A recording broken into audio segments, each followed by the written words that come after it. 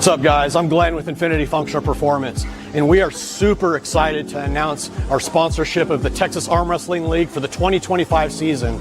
Yes, if you poll this year in any of the competitions, you're going to be immediately eligible for a free IFP membership and free specials and discounts through our practice. We do hormone replacement, stem cells, peptides, functional medicine, everything you could possibly imagine to be able to pull as strong and as hard and as long as you can. Talk to you soon. All right, and here we are, Mark Perez. How are you doing, buddy? How are you doing? I'm doing great. If you see me looking at the camera like this, it's because I'm wearing bifocals, so that's just the process of aging. What's going on, the Drew? First guy in the chat always. I'm doing really well. Recovering from Texas State. For a few days, I just wanted to forget about arm wrestling for a little while because it's been pretty busy. It's been a busy time in my life. But I wanted everything to go extremely well, and I felt that it did. And the people that were there, the feedback that I got, everybody was really happy. Oh, yeah. I mean, it was, I have zero complaints about it. I mean, I wouldn't have complaints about it anyway, but we were right on point with time.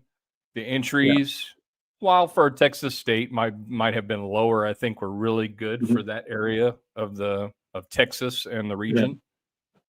What Corey posted, we tried to do something a little different with the brackets because we run the different tiers. Yeah. So what we did, there was a miscalculation on the brackets are good, but the number is different. So I know Corey posted like 220. It was actually right around like just under 240 is what we ended up with. Yeah. So, I really thought that we could get over 300, but as you know, arm wrestling across the country is just saturated with events. So we had World Series of Arm Wrestling out there. We had the Brezink Cup. There's just something going on at all times. And even up in Oklahoma, I was hoping to draw some Oklahoma people down, but they had an event on the same day that we did. So it's just so hard to get everybody together in one place at one time. So, I was pretty happy, all things considered. Yeah. And I'd hope to think that that's primarily because of, kind of what we do here in Texas and our events and people see them and, we're getting more and more consistent with the way we're running things and everything is transparent. You still hear, those horror stories of people. Like the one cool thing and as a promoter, it's cool for me. But after Texas State, we were sitting out in the lobby and like Anthony Lowe and the Tambourines, they were waiting on their shuttle to go back to the airport. And there was a couple comments about people saying that they thought that maybe Nate McCallan didn't quite look 242 because he's a big guy. Really. Yeah. So it's understandable. And, without even me saying anything, Anthony has been around the TAL and me and the way I do things. He was like, you can bet that he was 242. Yeah. I'm the one that weighed him in. And I've seen Nate at 315, and he looks considerably smaller and more trim now than he ever has before. He's put a lot of work into it. And I know how strict you are with the weight, and even with the 2-pound allowance, you're absolutely strict.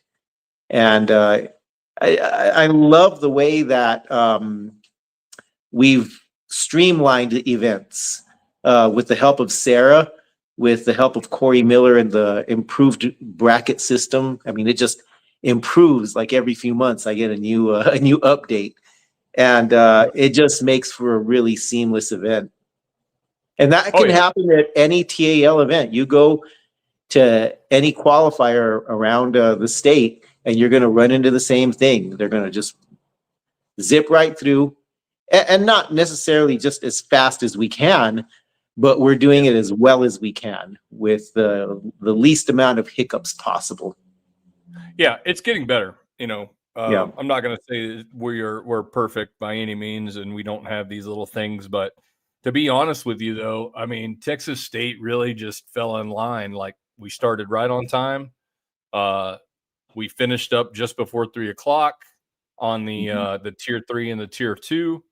As some may know, we have a hard start time for our pro class. Yeah.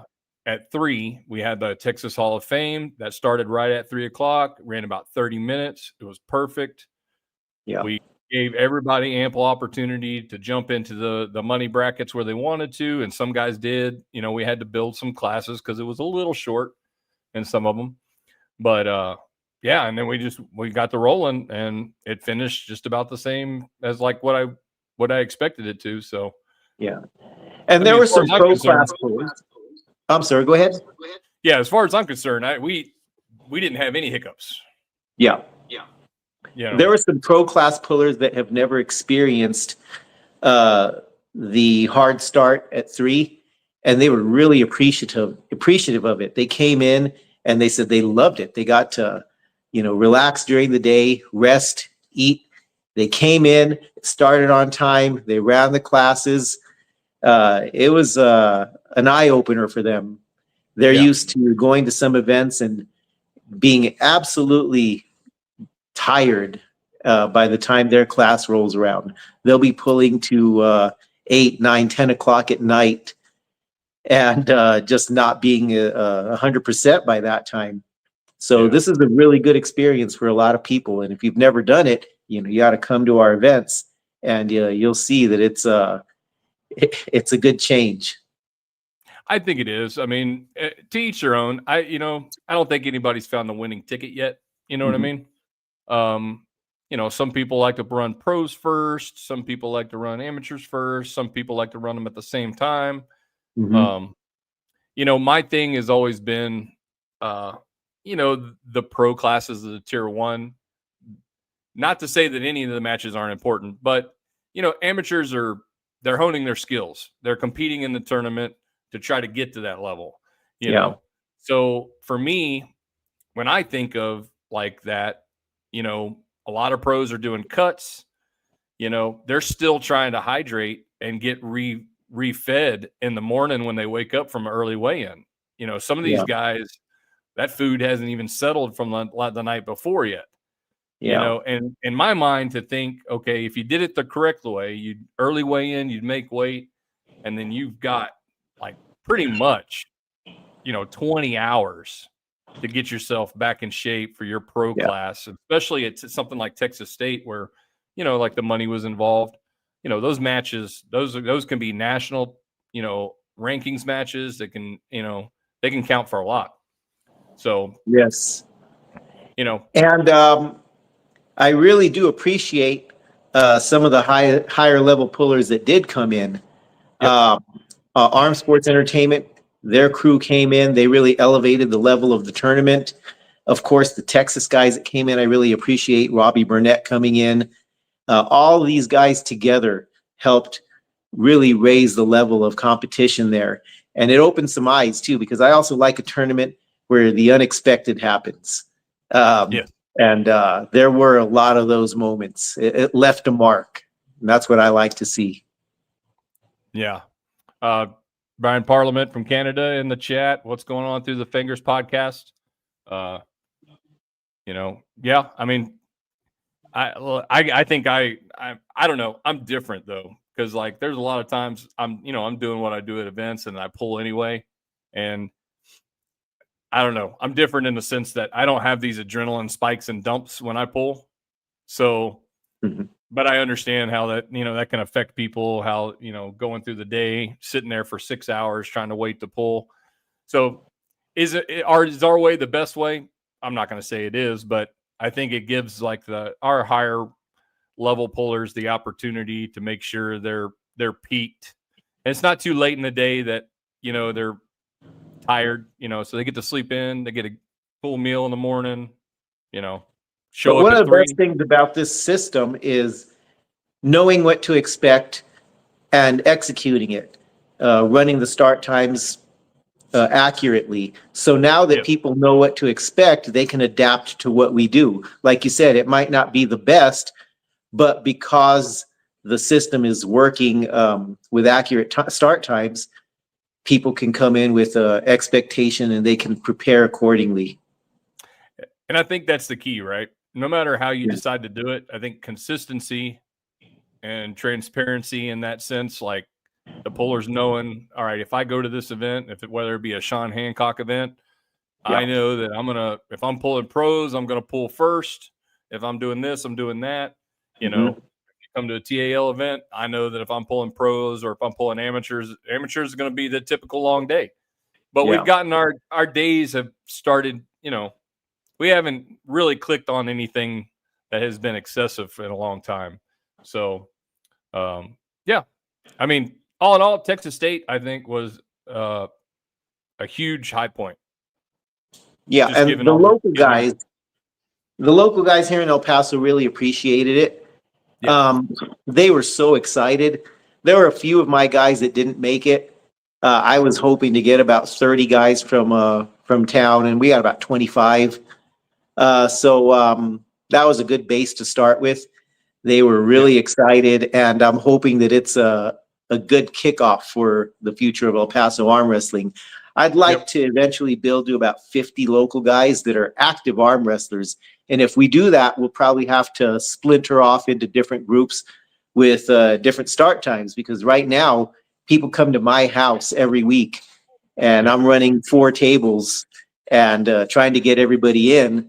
And it can get a little bit crowded in here. And I'd like to make it to where everybody gets a chance to get good practice time in. Yeah, so we'll figure that out. Maybe branch out into different parts of town. Yeah, it's always good. I mean, variety, different places. I know, like here in San Antonio, like Dustin Laughlin's he's been real. He likes the public practices, and one, it gives a lot of people different access. You're not so crowded. You have space, stuff like that. I think there is something to be said about like private practices. Making a team. I think it creates more of a closer knit, team vibe than just kind of being out at a restaurant or a bar or something like that, where the public's kind of everywhere. I think my neighbors would probably appreciate a public practice because everybody's parked out here in the street. It looks like I have a party every Thursday night. I think they wonder what in the world is going on over there. But unfortunately, I think I'm pretty sure that's what happened to Alejandro Nunez in Austin. Devin, I don't know about this. What happened? Well, Alejandro's been building his place for a long time. This is years in the making, and he's kind of like he kind of added basically a practice location to the outside of his house. It was all covered. Yeah, I've seen it. It looks amazing. Yeah, well, I think what happened is Devin came to town because I think Devin's doctor's now in Austin. He came to town a few times, which was a huge influx of vehicles and people at Alejandro's house because he goes to Alejandro's to practice. And somebody complained to the city, and the city came in, basically said that they felt he was running a business out of his home, and basically made him tear everything down. Oh no! Yeah. Oh, I had no idea. Yep. So he had to rip everything he had added to the outside of his house. It's basically just like a big awning. And they were like, nope, you got to take it all down. Now, they didn't say that he couldn't have all those people there, but it was something about the structure and all that. So he had to yank it down, but they're adding some canopies out there, some portable canopies and stuff, and kind of getting back with it.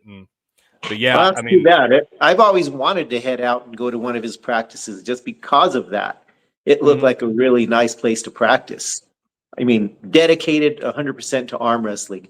Mine, it doubles as a gym because, as you know, I'm a personal trainer and I work in my home gym.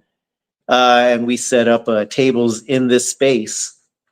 And it works out. Sometimes it gets a little crowded, but as you say, we've developed a tight-knit group here.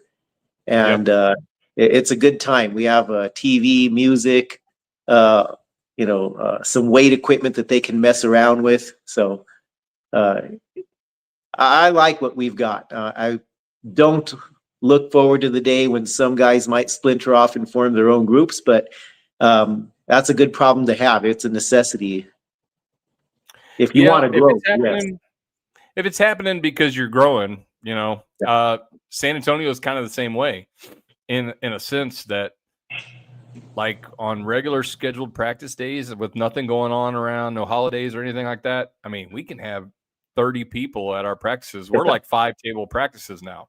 Yeah. If we only have 4 tables, we're hurting. There are people sitting around waiting. So Yeah. it's a good thing. Good thing. Sports growing. Seems like, there's peaks and valleys. People are flowing into the sport. So all good things. Now, I've heard a lot of talk about the future of the sport, people wanting it to become mainstream. And I don't see it ever becoming mainstream. I see it becoming maybe at its peak, like what we've seen in the East versus West events in a good size arena, maybe 2,000-3,000 people. That might be its peak. I just don't want to dismantle the sport and its rules to accommodate the mainstream viewer, to make it more palatable to them who don't want to see the setup and not understand what's going on. I've likened it to soccer, which is the biggest sport in the world. They've kept their rules and their 1-0 games, and people adapt to what they see in soccer. Soccer didn't adapt to them. And I think arm wrestling has been great for years. I don't think we need to change it to accommodate the mainstream. So because of that, I don't see it growing huge. So the events that we have, the way it's running right now, I think lends itself to that idea. Yeah. So I've talked to some different people about what I think different things are doing in the sport and where they're going. Like EVW, I love EVW. I mean, there was a time where I was kind of like, but I love EVW. I think stuff like EVW is, like, if conservatively speaking, like 20 years beyond our time as far as arm wrestling goes. Mm-hmm. Like, they're doing things at the top that you would typically do when you have a very large base. Yeah. The problem is we don't have the base. We got to grow the base. So what do we do to do that? Does EVW do that? I mean, I think that's debatable. They're doing great things. Yeah. Not taking anything away from anything that they're doing. Lots of hard work going on over there. Mm-hmm. But it's a culture thing, right? It's got to be a culture thing. Like, when you look at the European countries, the reason why they have the arm wrestling population that they have is because it's a cultural thing. Yeah. When you talk about sports and say Sweden, one of the sports you're going to mention is arm wrestling. Yeah. If you grab a group of people off the street here and you talk them, hey, name the top 10 sports right off the top of your head, arm wrestling's not even going to come to mind. Right. All of the best athletes in our country are competing in other sports. And that's not to say there's not very good arm wrestling athletes, but the best ones are playing in the NFL, in the NBA. They're playing Major League Baseball. And we get people who are good athletes, but maybe not the best. In those countries, they might be the best athletes. And there could come a day where we attract some of those great athletes, but it's not happening yet. We need to start with youth, exposure to the sport. And because of that, I see it as always being a fringe sport. Yeah. And hopefully a very well-ran fringe sport that gets some network attention, some national attention, but I don't think it's ever going to blow up the way people think it could. No, and I think shooting for the stars with the idea that it's gonna is the wrong thing to do, because I think you're gonna fall back to earth really hard. So I think, I'll be honest with you, I'm gonna toot our own horn.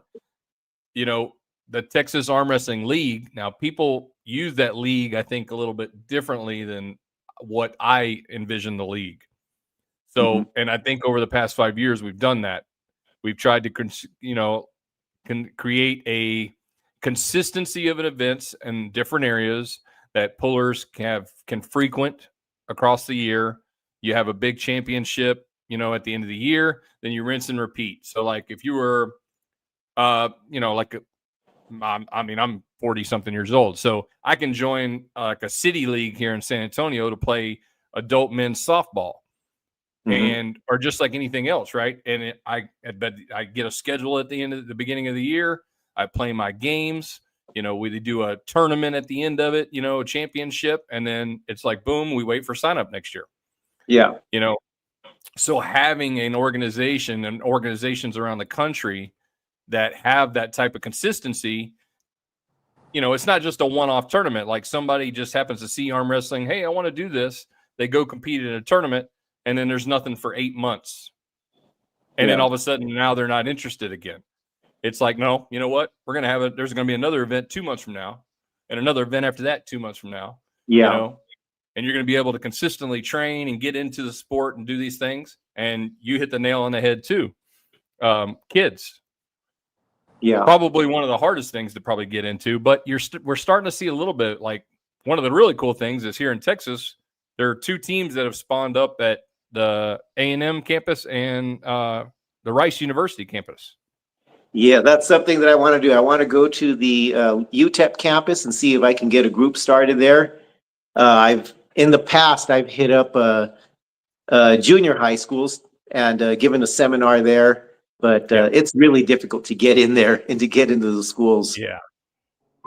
I mean, we have people working on it. I just think it's much easier to do what we do like on our level right now than it is to really break into these younger avenues, like schools and high schools and stuff like that. But I think it's getting there. I think we've got some really cool avenues. I'd like to be able to hook up with the guys at Rice and A&M. Let's go out there and let's do like a big TAL thing, hey, whether I know they're teaching people right now, how to arm wrestle, but we can do a big thing, right? Yes, Let absolutely. people know that, it's not just a club running around out here. You've got something you can actually get into. Yeah. What's up, James? How's it going, Billy? Hey, Mark. James, my man, James. That's cool that my coach is right here on here with me. Hey, I was going to say that I think I have an in here at NMSU. That would be great. It's not the same thing as Rice, obviously, but there's a lot of excitement around arm wrestling, like the people that I've talked to in my life, and we have my good friends have an on-campus ministry that are like really big into like also arm wrestling and boxing, like different extracurricular activities, so like that are kind of involved with the guys that are part of the church. And so arm wrestling, boxing, and the Bible. Okay. Yeah, well, like fellowship opportunities, something to like. Yeah, I like it. Guys that is cool, and I think they'd be really receptive to it.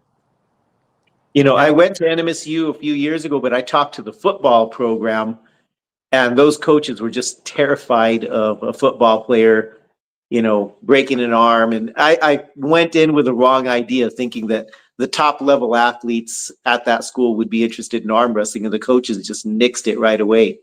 So just getting to the student body, that would be huge. Yeah, because it's everyday students that come through the church. And I used to be the VP of that campus ministry back when I was in college. And it's just regular guys that are looking for some sort of outlet. And I think it'd be really. I think that's the key, really. I mean, we don't want top athletes to be competing and stuff like that, but at the end of the day, a lot of us weren't. We were just looking for something when we came across it. I'm 5'6", 175, so yeah, I wasn't going anywhere. Well, I mean, that's the thing. Like when I stumbled across it, my story was I had been in the gym for years. When the wife got pregnant with Lucian, I took a real long hiatus, like 7-year hiatus. Mm-hmm. Now I'm getting back into it. I don't want to do any of the things I wanted to do when I was in it before. I didn't want to like power lift. I didn't want to bodybuild or anything like that. So what do? Right? Got to find something. So I was looking for something. I was looking for motivation, like something to get into that would keep me in the gym and all this kind of stuff. And I had a buddy of mine that did a lot of grip stuff. And there's a little bit of crossover with the arm wrestling and grip. So he was kind of dabbling on arm wrestling, and he kind of keyed me in on it. I looked for it, found the team here in San Antonio, and then, that was in 2019, October of 2019, and now here we are. Yeah, here we are. And I really appreciate you. When you first got to be the director of TAL, I was really apprehensive because of your limited experience, but you've proven yourself to be a great league president. I'm happy that I was wrong about it. And our league is decidedly less democratic, which I also like. You've really taken the bull by the horns and led us to this place. I'm saying all these nice things to you because now I have to go work. And I really enjoyed this talk. And hopefully I'll be on a podcast again soon. I can work my schedule around to where I can get on here more often and talk a little arm wrestling and talk about the future. Yeah, we need to start doing more of these for sure. For sure. I mean, yeah, they're good. These talks are good. Yeah, well, thank you for everything, Billy. All right, thank you too, buddy. All right, talk to you soon. All right. You out of here too, James? What else? You gonna hang out? So what did you think of Texas State? I thought it was amazing. I thought it was so cool. The fact that I'd had it in my mind this whole time, like, man, this is going to be the first and only time, likely, you never know, but likely that we're ever going to have this opportunity. So, of course, naturally, I was hoping for a good turnout, good representation. And, of course, I was hoping, like, for our team, our part of the world to show up and show out. But, man, I just feel like everyone had such a good time. And I know that Alicia, she specifically said that she just had such an amazing time. And then so cool. I think everybody really had a good time. The competition was amazing. And I mean, the community, everyone comes together and is just really great. And no matter where we're coming from, we always support each other and it's always great. And I just thought it was really cool. Yeah. Absolutely. So, that was one of the things that I was pretty steadfast. I think some people haven't figured this out about me. When I make a decision and I'm on it, like there's not much that's going to happen that is going to change that. Yeah. There's been some hard decisions that I've had to make, with some different things, but this was one of them. When I wasn't here when this thing was brought together, and one of the things that everybody agreed to at the time, some were here, some are not here anymore, but guys like Mark and everything were in there from the get-go, was rotate Texas State amongst the regions, give every region the opportunity to, have that Texas State experience, right? So that was one of the things I definitely was going to fulfill no matter what. Moving forward, it's not to, we're going to centralize Texas State. Right. And it's not to like punish anybody or anything like that, but like Texas State's got to be the biggest event we put on. Right. And, and I think that's the best thing for everybody. I think it was just like this one specifically. It was kind of like the last thing, like the last box to check off before we like completely centralize and make this thing really big, was to have it all the way over here in El Paso. And I know some people were upset about that, but I'm so happy that you just stayed committed to it, and you didn't bend or break or apologize to anybody for that. Yeah. I mean, for 4 years, the guys in El Paso had to watch it move around the state. Yeah. It's only fair that, now everybody else had to watch it move to the other side of the state. So moving forward, like I think Texas has more than enough capability to produce a 400 plus entry tournament by itself without any outside influence. I agree. And I think that can be achieved in that San Antonio to Dallas, Fort Worth, I-35 corridor somewhere in there, Austin, all that area. Mm-hmm. And so we're going to push to that. We're going to push for that, and we're going to make Texas State as big as we can make it. And it's going to be a little bit further for you guys, but you won't ever have to travel to East Texas again. Well, like for me personally, it's just something that we always expected, like for it to be in Dallas or San Antonio, Austin, someplace like that. And like when I traveled to the Super 64 back in May to San Antonio, it's no problem. It's actually a fun trip. Like, okay, let's go over to San Antonio. We get to go over there. We only get to go over there 2 or 3 times a year. So hey, let's go over there. It's cool.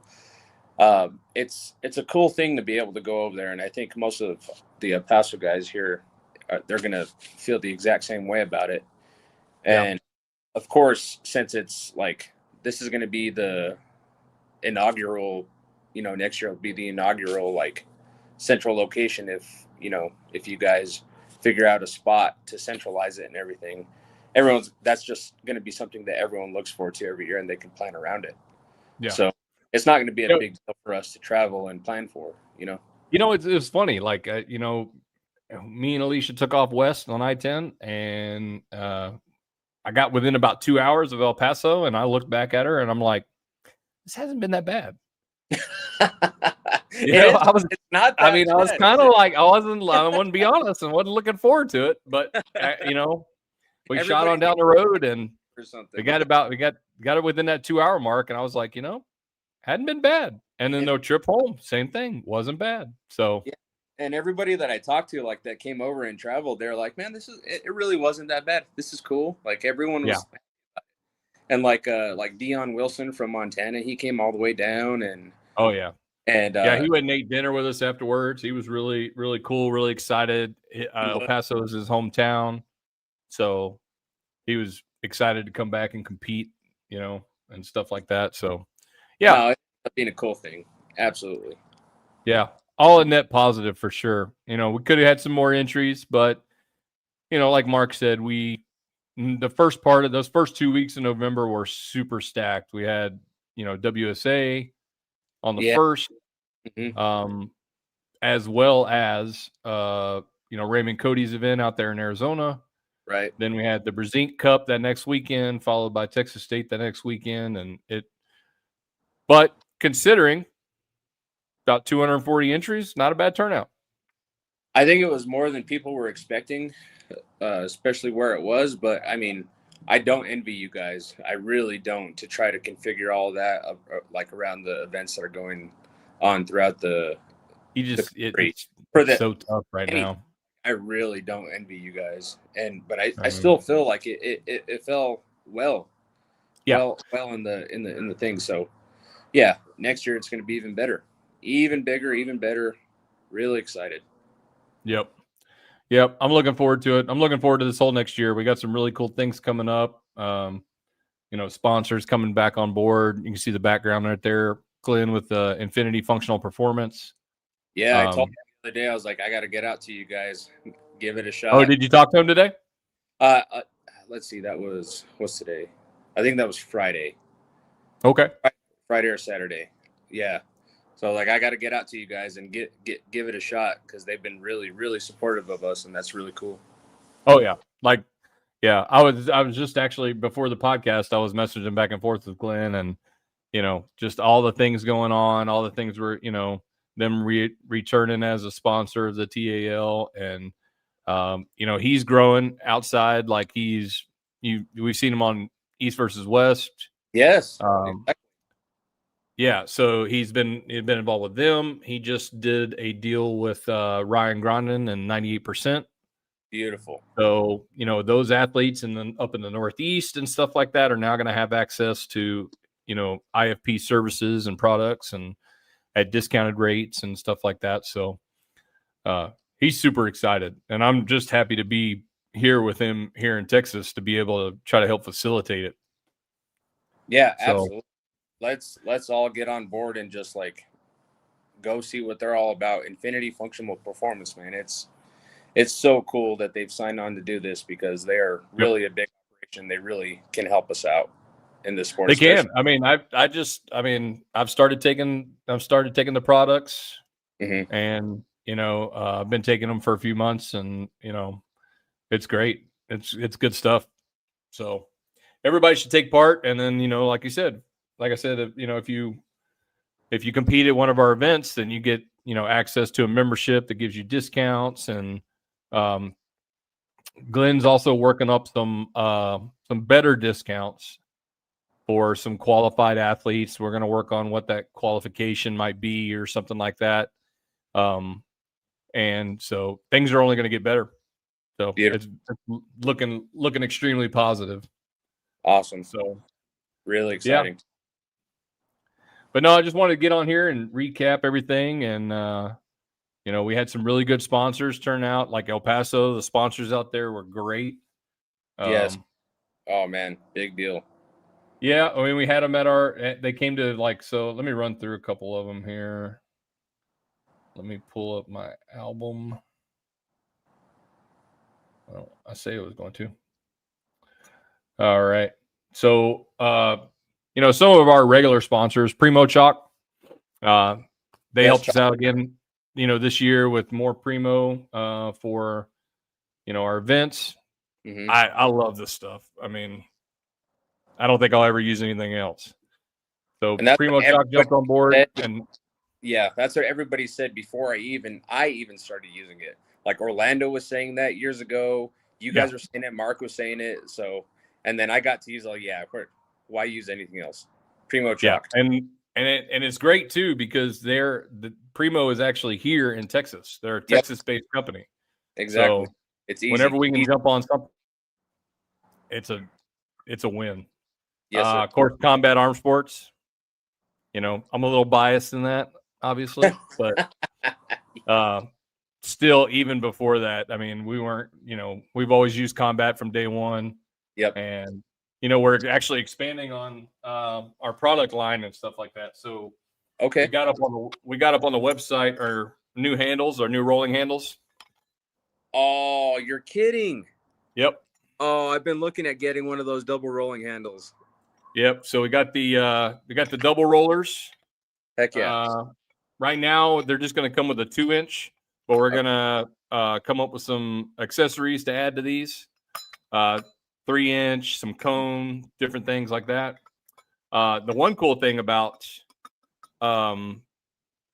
these handles is that the 3D printed hands that we already have on the website fit perfectly in this. They're going to fit right on that. Oh man, that's awesome. Yeah, they fit right in there. So you get the hold of that hand and you can practice your containment, quick release tabs on them. Reminiscent of the old Country Crush or rolling handle.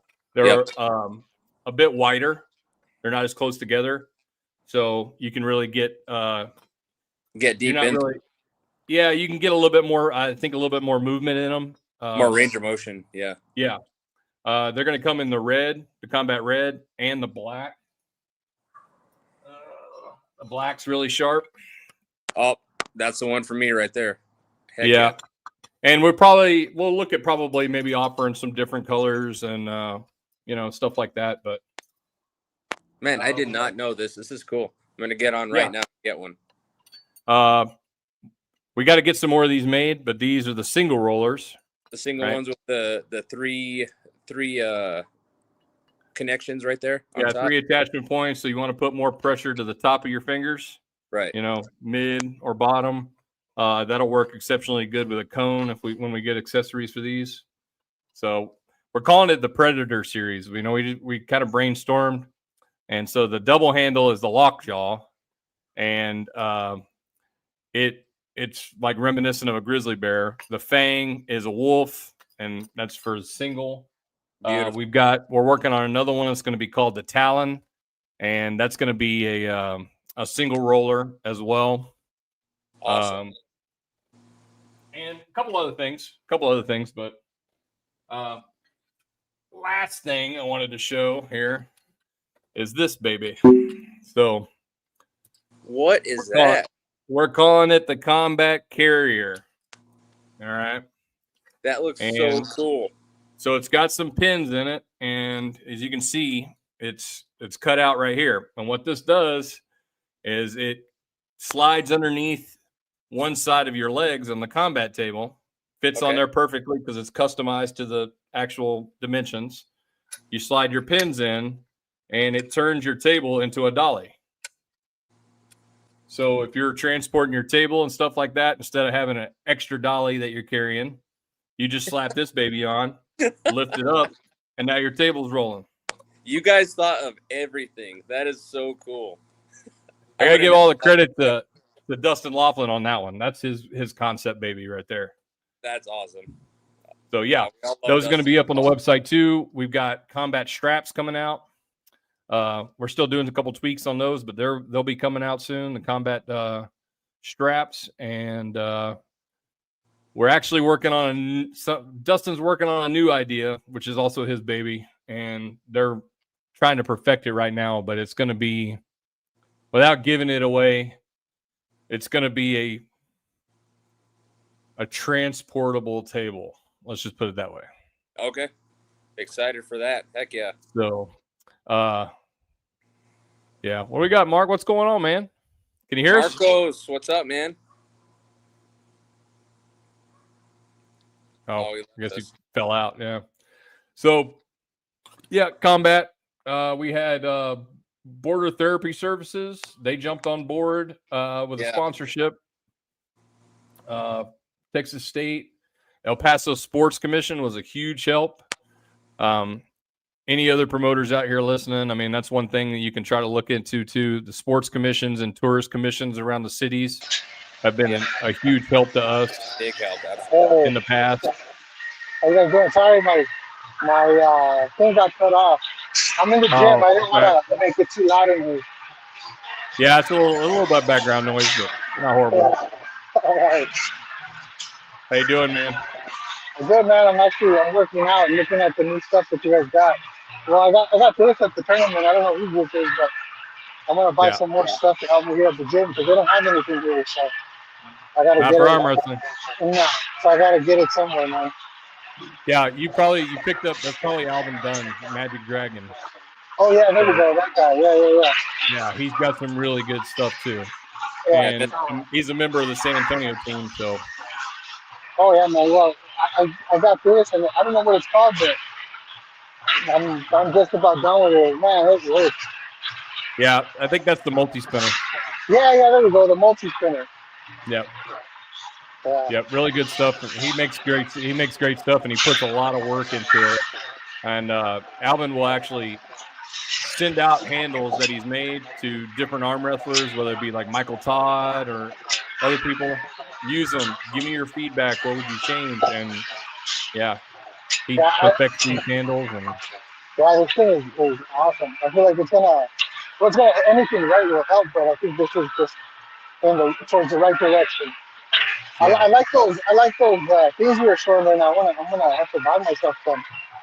Oh yeah. So it's gonna look awesome. Yeah, I mean, they're yeah, these are badass. And for like me, I can't wait till we get like maybe more like the 3-inch handles. The 2 inches, they're all right, but I've got pretty big hands, so. You big guys with the big hands. The 2-inch will be great for me. Yeah, no, it's great for anybody. Yeah. That works. That works for me too, man. My hands aren't that big. I got fat hands, but I don't have big hands. Yeah. Mine are like little bear claws. It's not good for a super heavyweight category. Well, that's why I'm in the gym, man. I'm trying to jump down.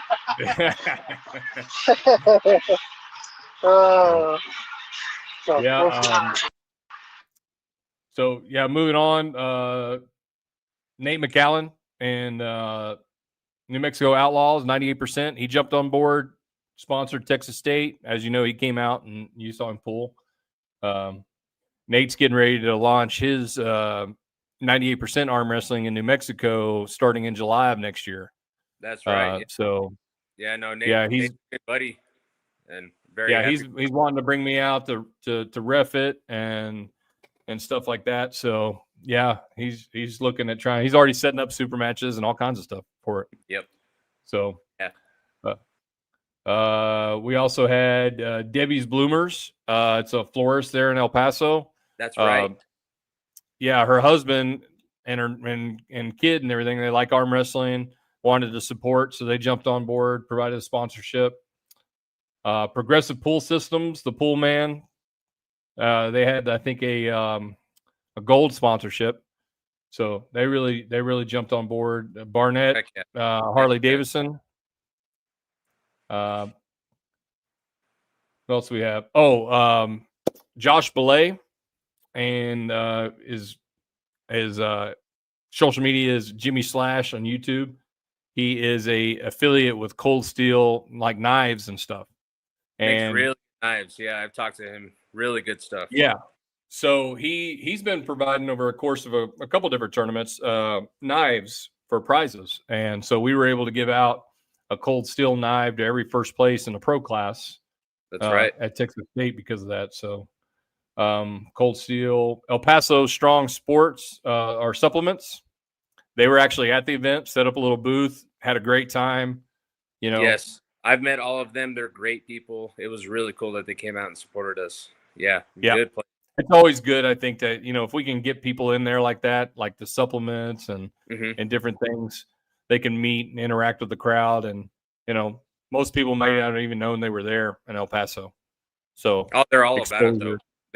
They're all about it. They're like buddies of Freddie's, and he's worked with them too, and they're really cool. They really support the sport. They really do.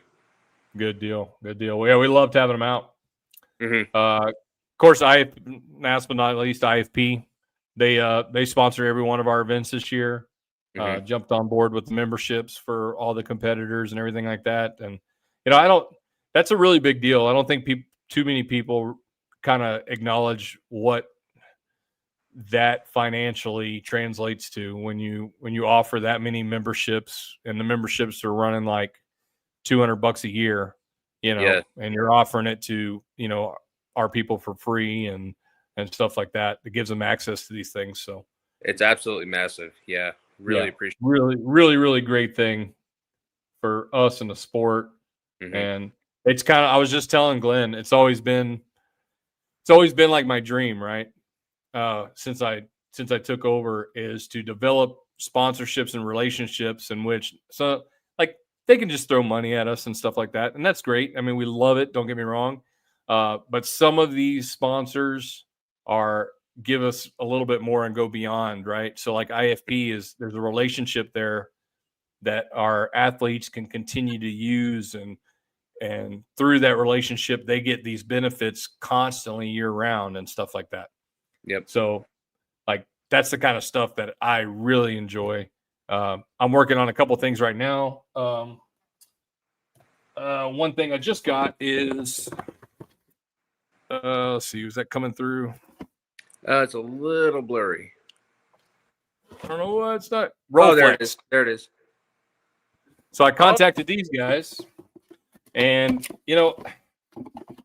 because we have such a niche sport, right? And it's not really out there. There's a lot of things out there that plague other sports, injuries and stuff like that like fall right in line with arm wrestling.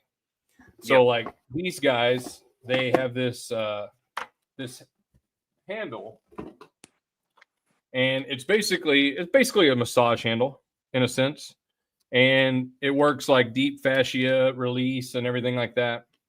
But you take it, you adjust it to the width of your forearm or your hand. You use your own leverage here as resistance, and you roll your arms out. I feel like that was made specifically for our sport.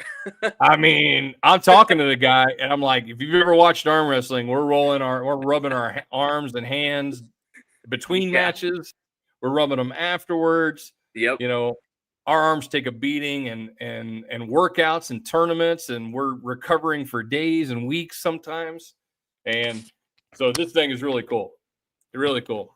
You apply your own pressure, right? Yeah, it's called Rolflex. So I'm going to be working on trying to get some discounts. But what they did was they sent me like 6 of these handles. So what I'm basically going to do is one of the things that our new sponsored athletes, like right now we just have D Woody. We're looking to expand on a couple more of those.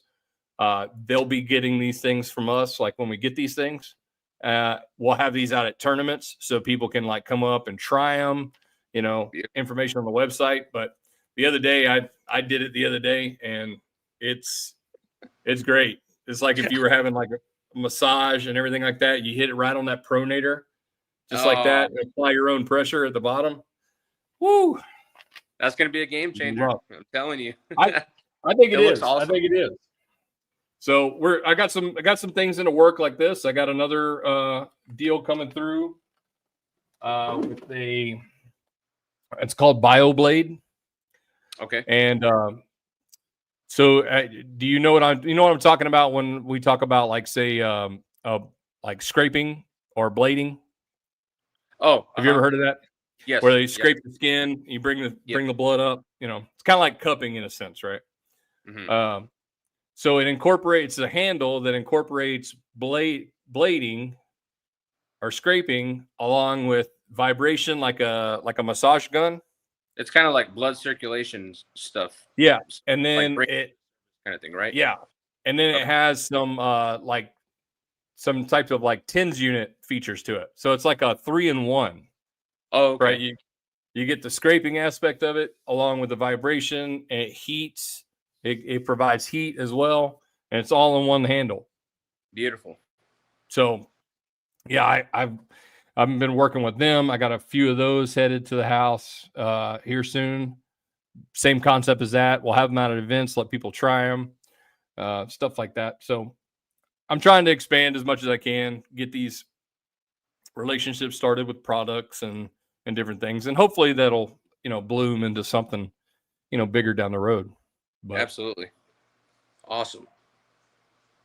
Yeah, but no, Texas State was great. I mean, sponsors were great. Tournament was great. I was talking to like different guys from that came out outside the state, and even from like the far reaches of the state, and everyone had a great time. No one had a bad thing to say. It was a big success. Obviously, the more entries we get, obviously we always want more entries no matter what. Mm-hmm. But everyone had such a great time. Nobody had a bad thing to say. I really think it was a big success. Yeah. I mean, like I told Mark, I always see things like I think we can do some better things with our reffing. We can always improve on that. But I'm extremely proud, and I'm committed to the idea of nurturing our own ref staff here in the state. Not to say that I would never bring anybody else ever again from out of state, but like I'm really committed into having a group of people here in the state, referees, working on getting them more training, stuff like that, bringing them up. And that way we have our own in-house staff, essentially. And I think the the desire is there. There wasn't really a shortage of people that wanted to be there to help out and to do that, regardless of experience level. So that's the great thing, is finding people that actually want to do it. Exactly. And we actually have a group of people that actually want to ref. Yeah. They're much better than me. That's not something I would like to do. But, so for them to like give up their time to do that, I think that's really cool. Yes, it is. It's a big deal. Like I said, finding people that, and like Jeremy's wife, Charlie, Jeremy Woodard couldn't come, or, he had to work and he's been dealing with an injury. When he called and he messaged me and he said, "Hey, I'm not going to be able to make it." That's my first thought, is Charlie's not going to come too. But he was like, "Nope, Charlie's going to be there." And I'm like, "That's great." Because I saw her last name on the back of her jersey, and I was like, "Man, I know Jeremy Woodard, and I think I've seen her there with him."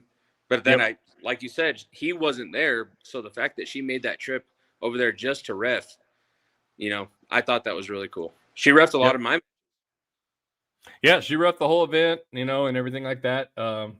She's still young. She's still junior. She's Yep. still learning, as some of our other ones are, and stuff like that. Hell, I'm still learning. Totally. So we're making improvements. But all in all, I think everything was good. I think everything was on the positive.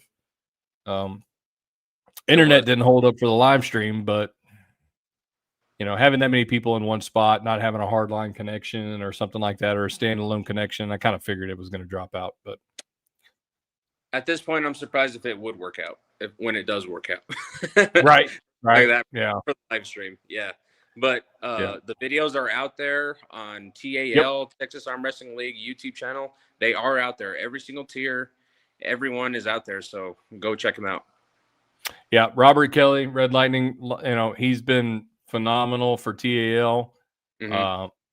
The dude he's there to live stream, he's there to video, but he's ready to go. Like, if you need a ref, he's like, hey, you need me to put my shirt on?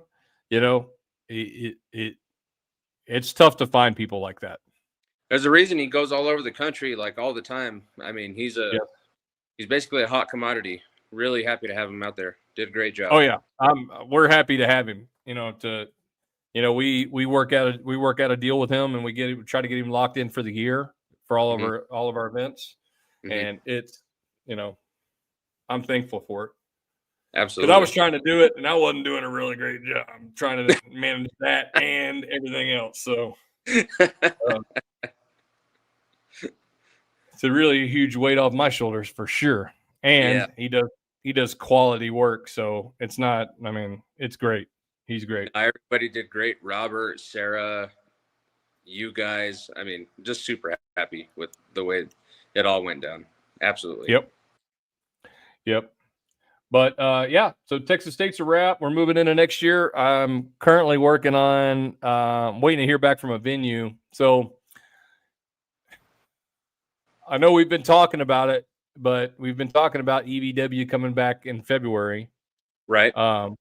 But that's not going to happen now. Okay.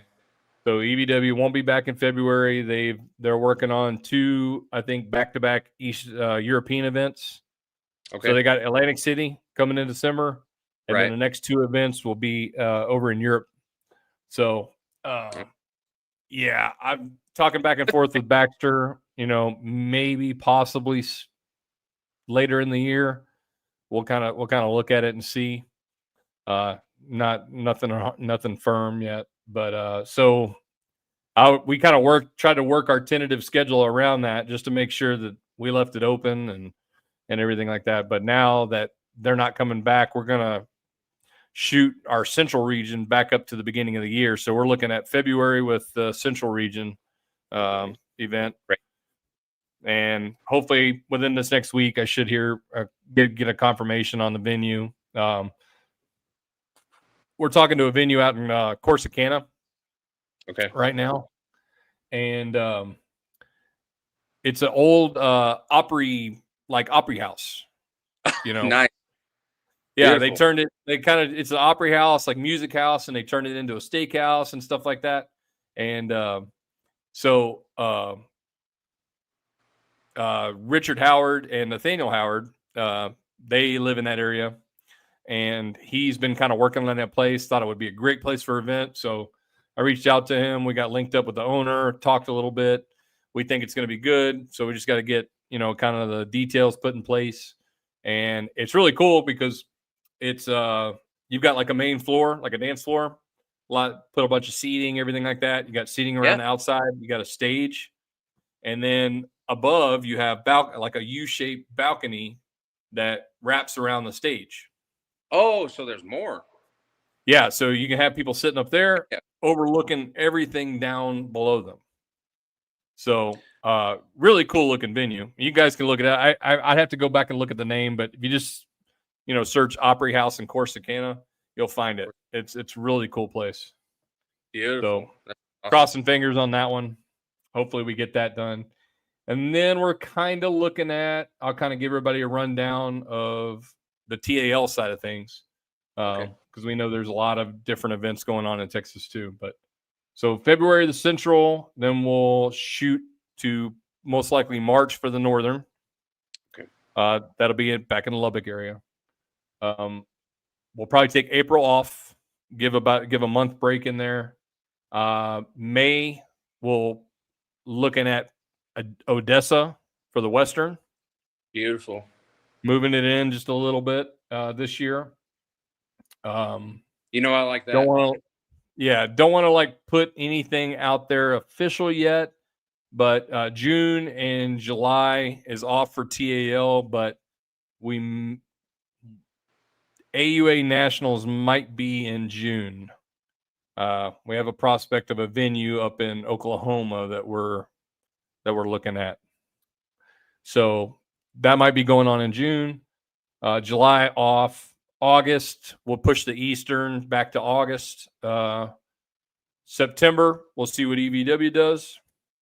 And then October, of course, we got Pulling for Special Kids.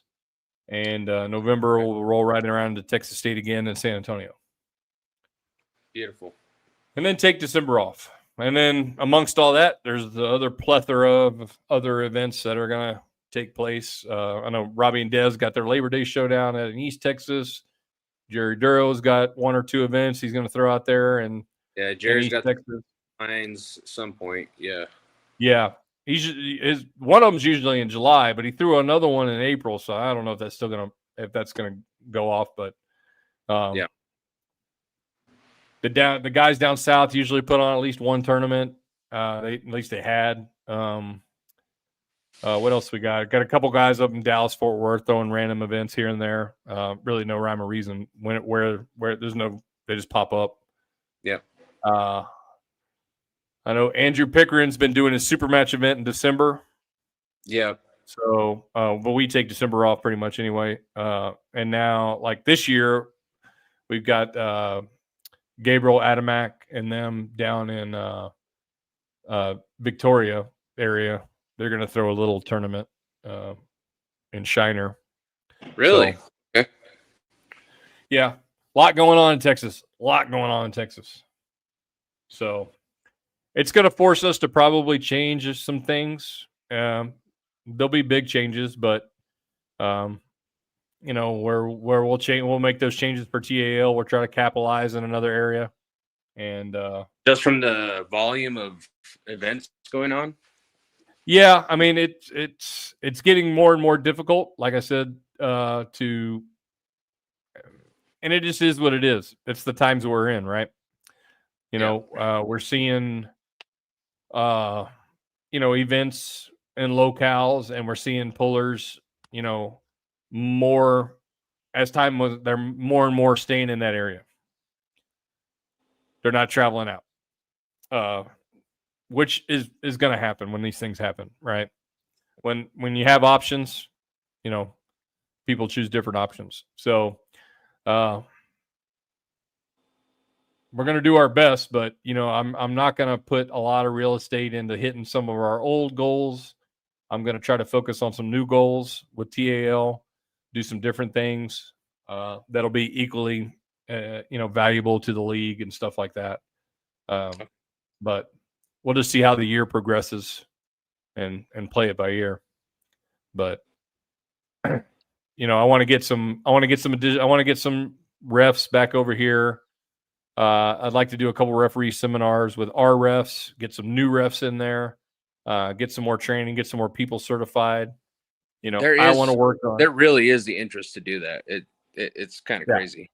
So that's cool. Yeah. Absolutely.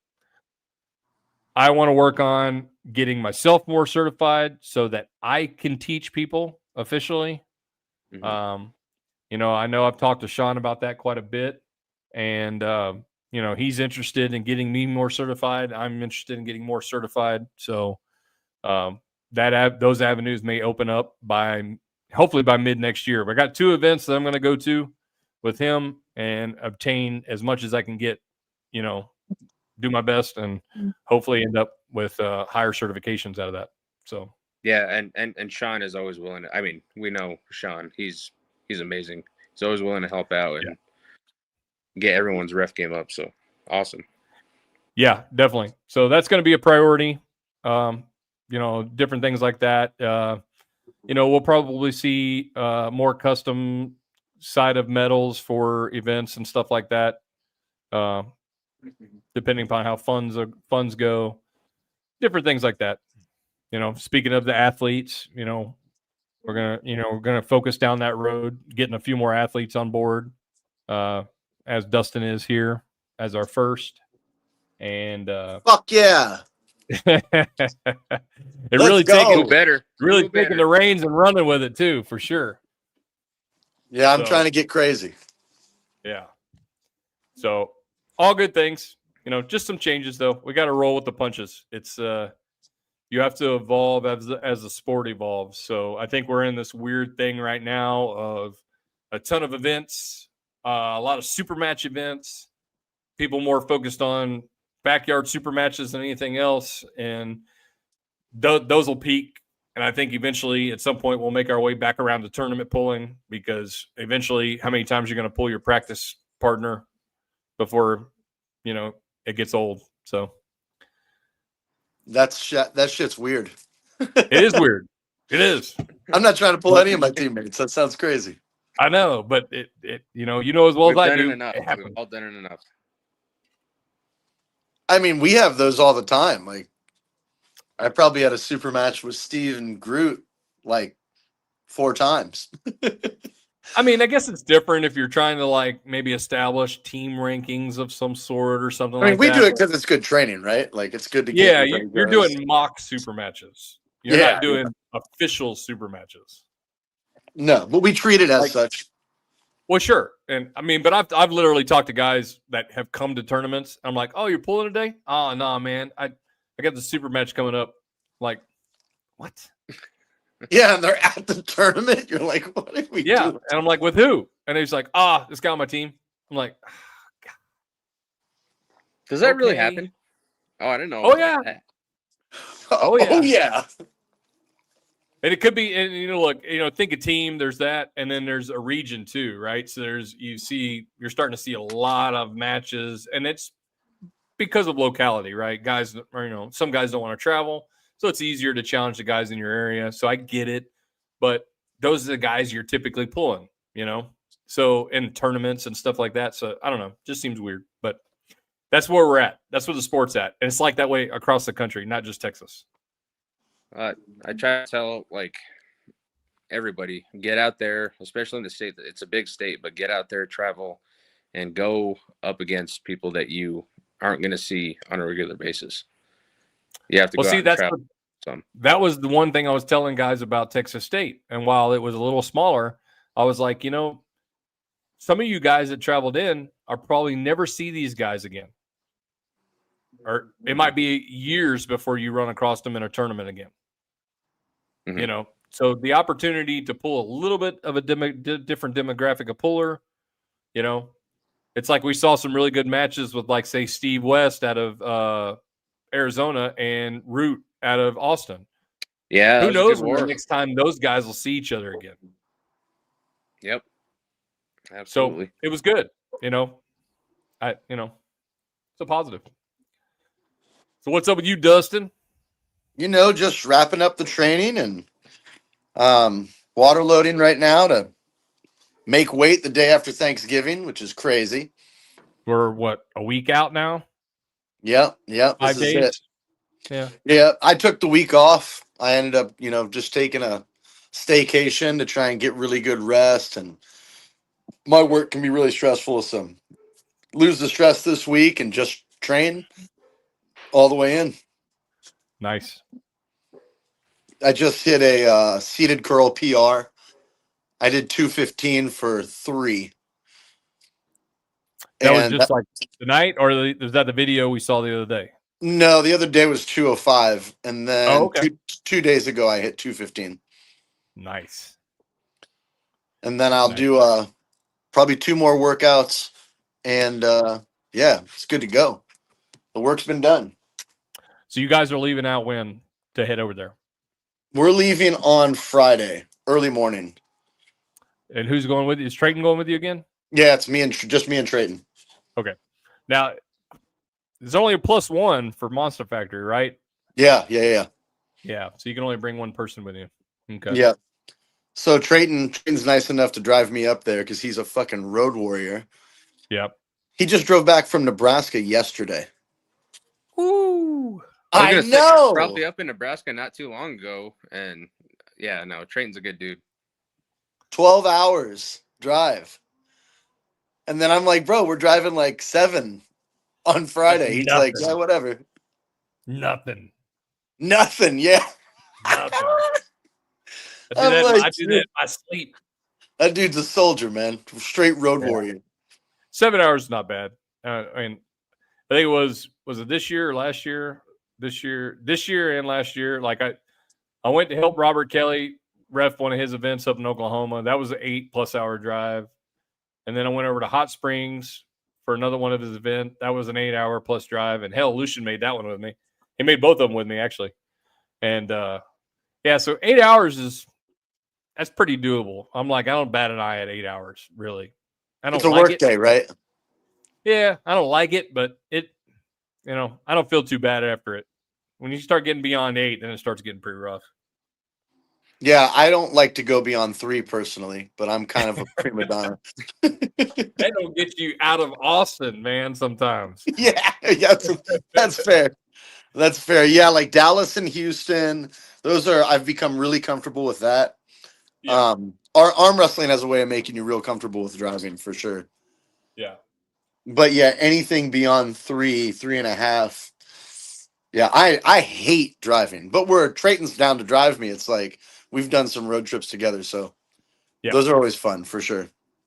Yeah. James, speaking of the 176 class, did you see the challenge that came out today? Oh yeah.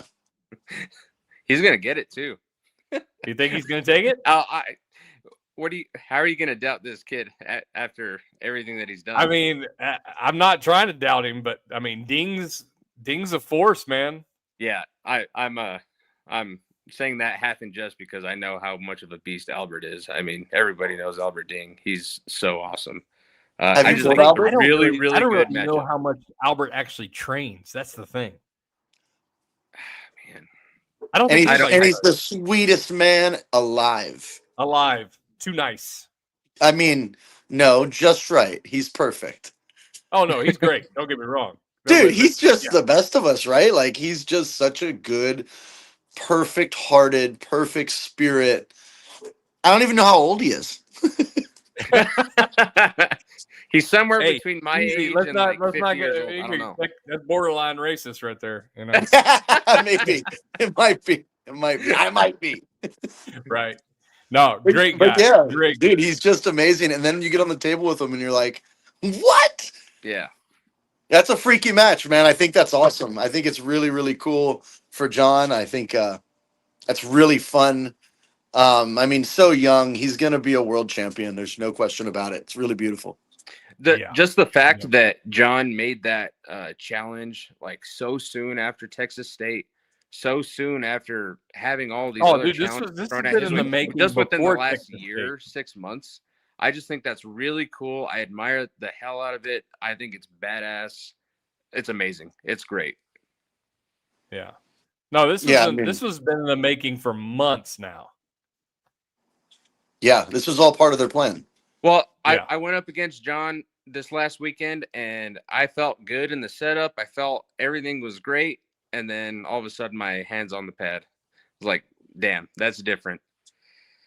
I didn't feel too. I felt terrible about it, but I was like, "Man, he's on a big trajectory right now." So, really rooting for him. I know him and Albert will have a really good match. Yeah, we're trying to get that set up. If I can get the venue locked in for Central, we're thinking that's going to be the perfect timeline for that match to go down to Central. Central, okay, cool. Yep. Where's Central? Right now, I'm talking to a venue in Corsicana. Where the fuck is Corsicana? So it's like southeast of Dallas. Okay, yeah. Closer to you than Dallas is. So yeah, that's cool. Yeah. So yeah, that's what we're looking at right now. So I talked to them this weekend. They were receptive of it. We just got to work out some details, and it looks like it could be a go. So Yeah, Yeah, that kid is a testament to what it means to have a true support system that loves and believes in you. Yeah. That family is it's just a beautiful all around scenario to build champions in. It's very, Oh yeah. very cool. Yeah, Yeah, we're blessed Very. that they found this sport. Yes. absolutely. Absolutely. 100%. His brother, his father, all of his sisters, and everybody that shows up to support him, and they're there with him throughout the entire thing. It's just really awesome to see. You're right. Yep. Yeah. No, definitely a positive, you know. Yeah. But, 100%. that's kind of segueing into a little bit of a controversial topic that some people made it out to be. We need all aspects of this sport, right? So we need that good, wholesome deal that they project, right, with Shanks. And then we Yeah. look at the Bedwell match, right, with Nate McCallan. We It need that. was fucking awesome. We need that. Now, I talked to Bedwell, and Bedwell is Bedwell. I know Bedwell, right? Dustin, you know Bedwell. Yeah. So like when I talked to him, I said, hey man, keep everything the same. Keep that intensity, keep that raw emotion. I know it's coming from a real place. I just need you to turn the F-bombs down just a little bit. Yeah. Yeah. And I said that same thing to you. Yeah. I'm like, I want your intensity from the crowd, heckling the guys that are going up against your teammates and stuff like that. I just need those F-bombs to a little bit.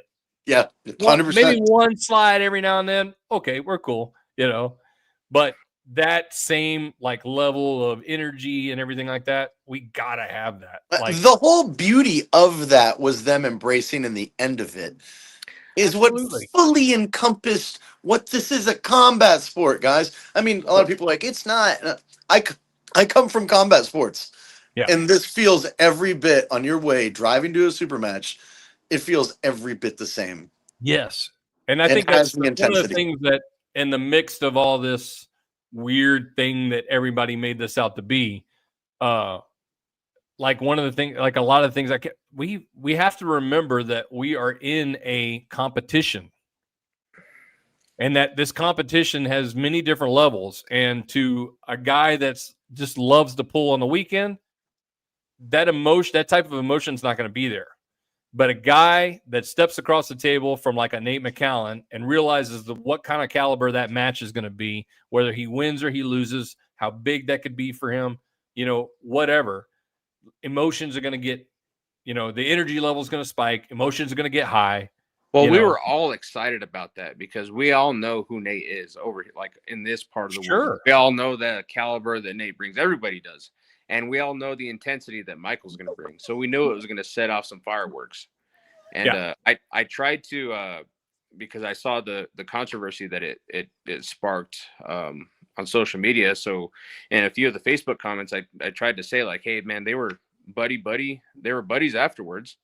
It literally just was contained to this really intense short aftermath. Yes. And that was it. Like Michael was super gracious in losing, Yeah. And not a lot of people would maybe expect that. But Michael was really cool about losing and he shook Nate's hand. But when he beat Nate, he popped off and everything. But it set that third match up. And that's the intensity, like you were saying, that you need. I'm not a fan of all going overboard with the F-bombs, but I love how intense Mike gets. I want all of that intensity. I love that he got that intense. And the fact that they were buddy afterwards is like, it just shows that it really is about competition. That's what this is about. Like I walked up to both of them because Nate and them, they went outside and I had to track down Nate to give him his, prize money. And Nate didn't even mention anything to me about it. He was just all smiles. Hey man, had a great time where we all loved it. Like he didn't even mention anything about the match. Yep. Walked up to Bedwell and Bedwell's like, we're talking about a super match already. Fresh for fresh. Like, what's the problem, guys? The funny contradiction is that I guess you got to be on a certain level for it to be okay. But we don't really talk about Matt Mask doing what he does, or This is my biggest point of the whole thing. Like Matt Mask probably he's probably top 7 most popular, period. Yes. And that's why. Yes. Like, we're all tuning in for that. If Matt Mask turned it around and did a comb over and put some glasses on and arm wrestled all cute, we're done with Matt. Mm-hmm. Yes. Yeah. And here's the thing too. I think, Matt, I'm not going to say it's fake, right? Because I know it's not fake from him, but I think some of the stuff leading up for him is the persona a little bit. Like when you see a lot of the stuff like in the press conferences and stuff like that, where he's doing all that kind of stuff, I think that stuff can be slightly played up a little bit, but like in the heat of the moment in the match, that's all real. And it was the same thing with Bedwell, right? Like Bedwell's not putting on a show up there. Well, no, I've even asked him to before. Yeah, no, like let's make this a show. Him. No, it's just real. Well, no, that's all real. Yeah, Billy and Dustin, all 3 of us were there at the Flashpin Productions back in August of last year. None of that was put on.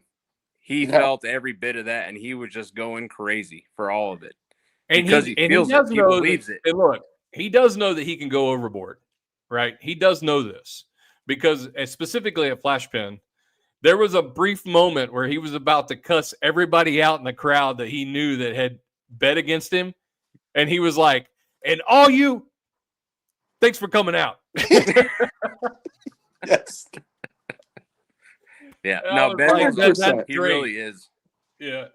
He's a great competitor. It was really cool to see him and Nate go at it like that. It really was. And look, I know people were like, oh, man, but like I said, I bet everybody was watching that finals match when that happened. Period. Yep. Mm-hmm. Yeah, Nate's an intense guy, too. It was great. It was awesome. He is, yeah. And Nate's a freaking beast. Absolutely. Yeah, it was awesome. Yeah, I mean, so a lot of stuff, blown up around that thing, I was surprised that it was as controversial as it was, to be honest. Well, here's the thing. Someone stated their opinion. I stated mine. They didn't like it and kind of went to saying things. Anyway, my thing was this. If you don't like those types of things and you think that those things do bad things for our sport, let's not put a spotlight on them then, right? Like I have a different outlook. I think I'm not going to say that was the perfect scenario, but I'm going to say that I think that those types of situations are what makes things exciting, right?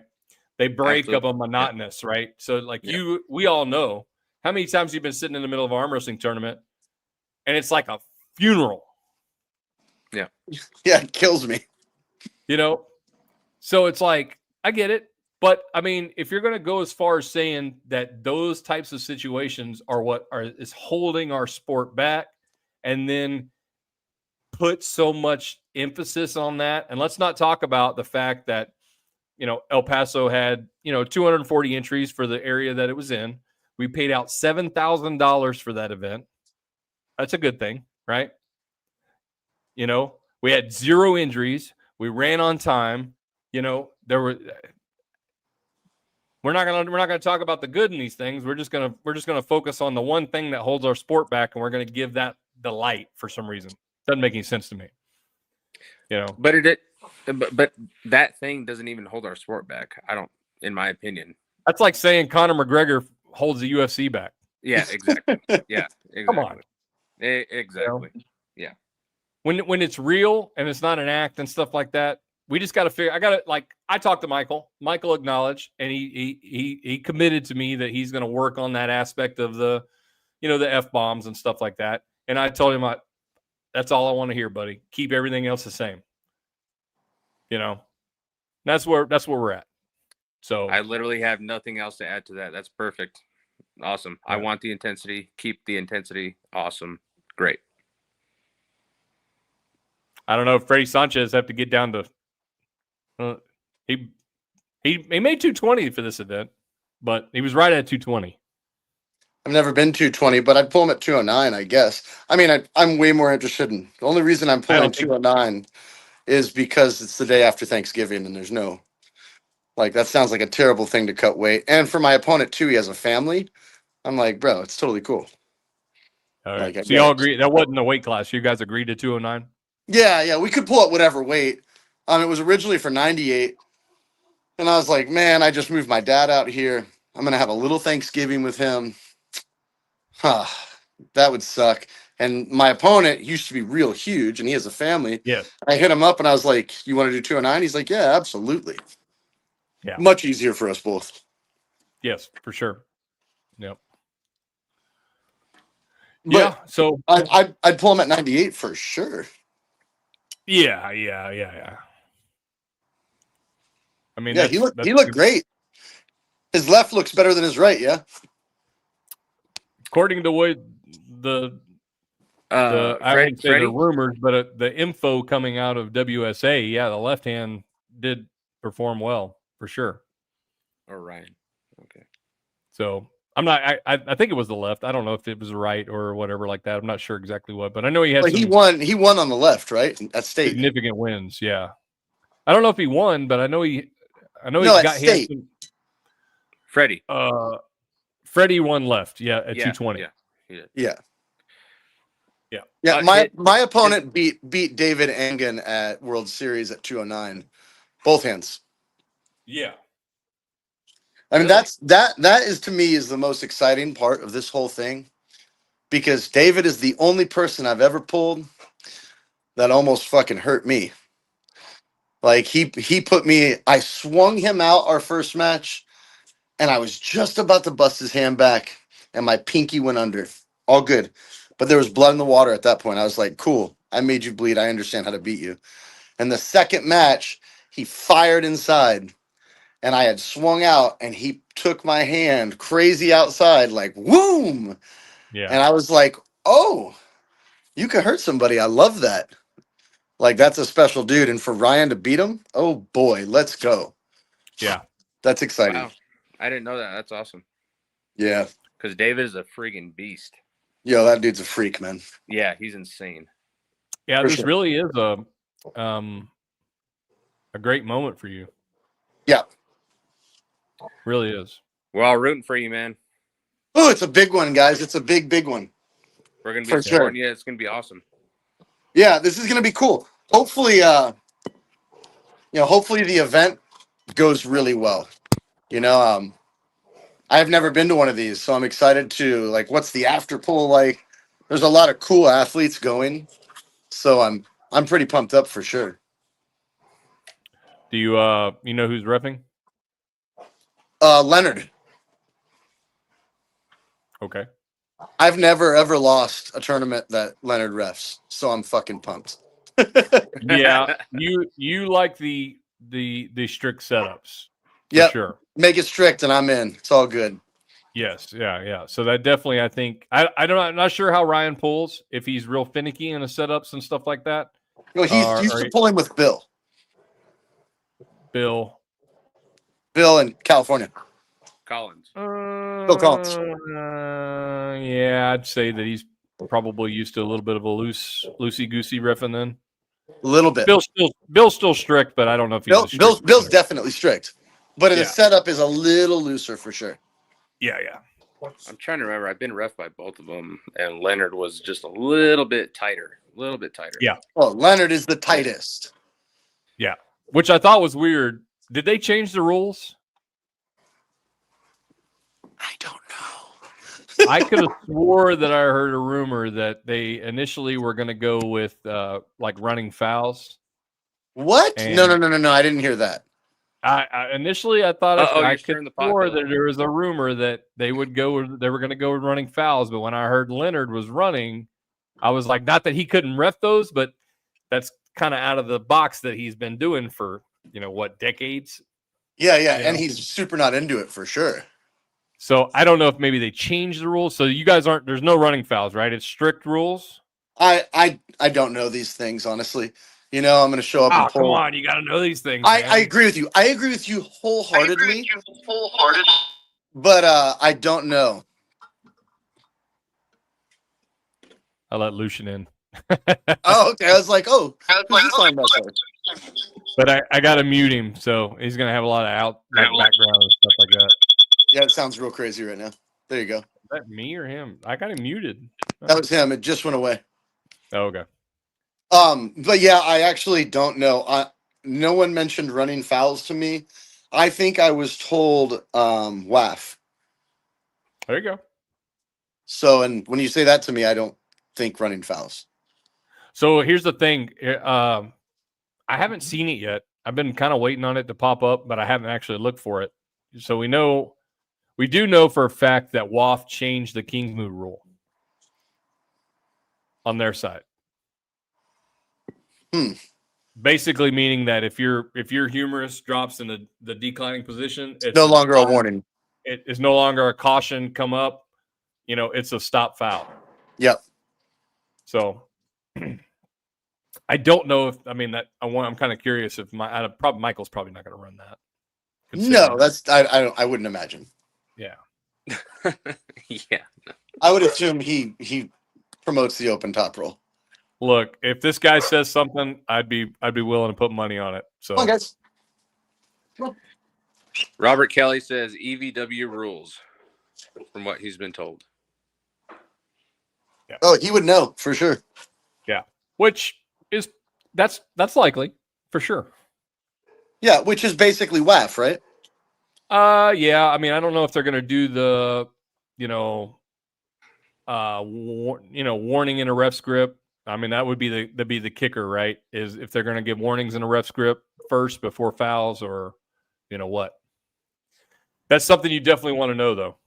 Yeah, because you can either. I mean, I'll be analyzing it as soon as I get there, for sure. Yeah, that could be an advantage or a disadvantage or whatever. But I'm always going to use the rules as an advantage. I am not worried about fouling out of a match. It's an advantage. Knowing and understanding how it works is everything. Yeah. I've been having this talk a whole lot lately in other chats about fouling out of a match is it's a strength discrepancy, is the reality. After you have one foul, which you could use strategically or whatever you fouled, okay. Yeah. Your second foul, you lose. Any second foul would just be a strength issue. It's a strength gap because you're getting forced into a losing situation. So you're fouling.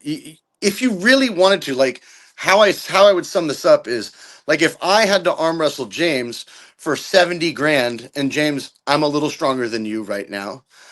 And we're pulling for $70,000. There's no way you're fouling me out. Why? Because there's a good chance that I'm gonna do everything I can, and I might get fouled out. And you might get fouled out. Exactly. Yeah. It's just right. The reality is, though. I mean, literally, for 70 grand, there's no way you're gonna make me foul out. Yeah. Yeah.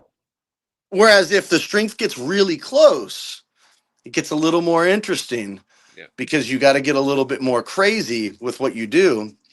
Yeah, I think in every situation, it's a strength problem.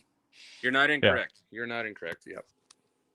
I think in the total amount of time that I've been pulling over the course of as many matches as I've pulled, I mean, I'm not going to say it's the definitive number. It might be give or take one or two, but I mean, I can only think off the top of my head maybe 3 or 4 times that I've fouled out. Yeah, I've never done it. Yeah. Just when after you get one, to me, just like if me and James were pulling for 70 grand, after I have one foul, I understand the rules.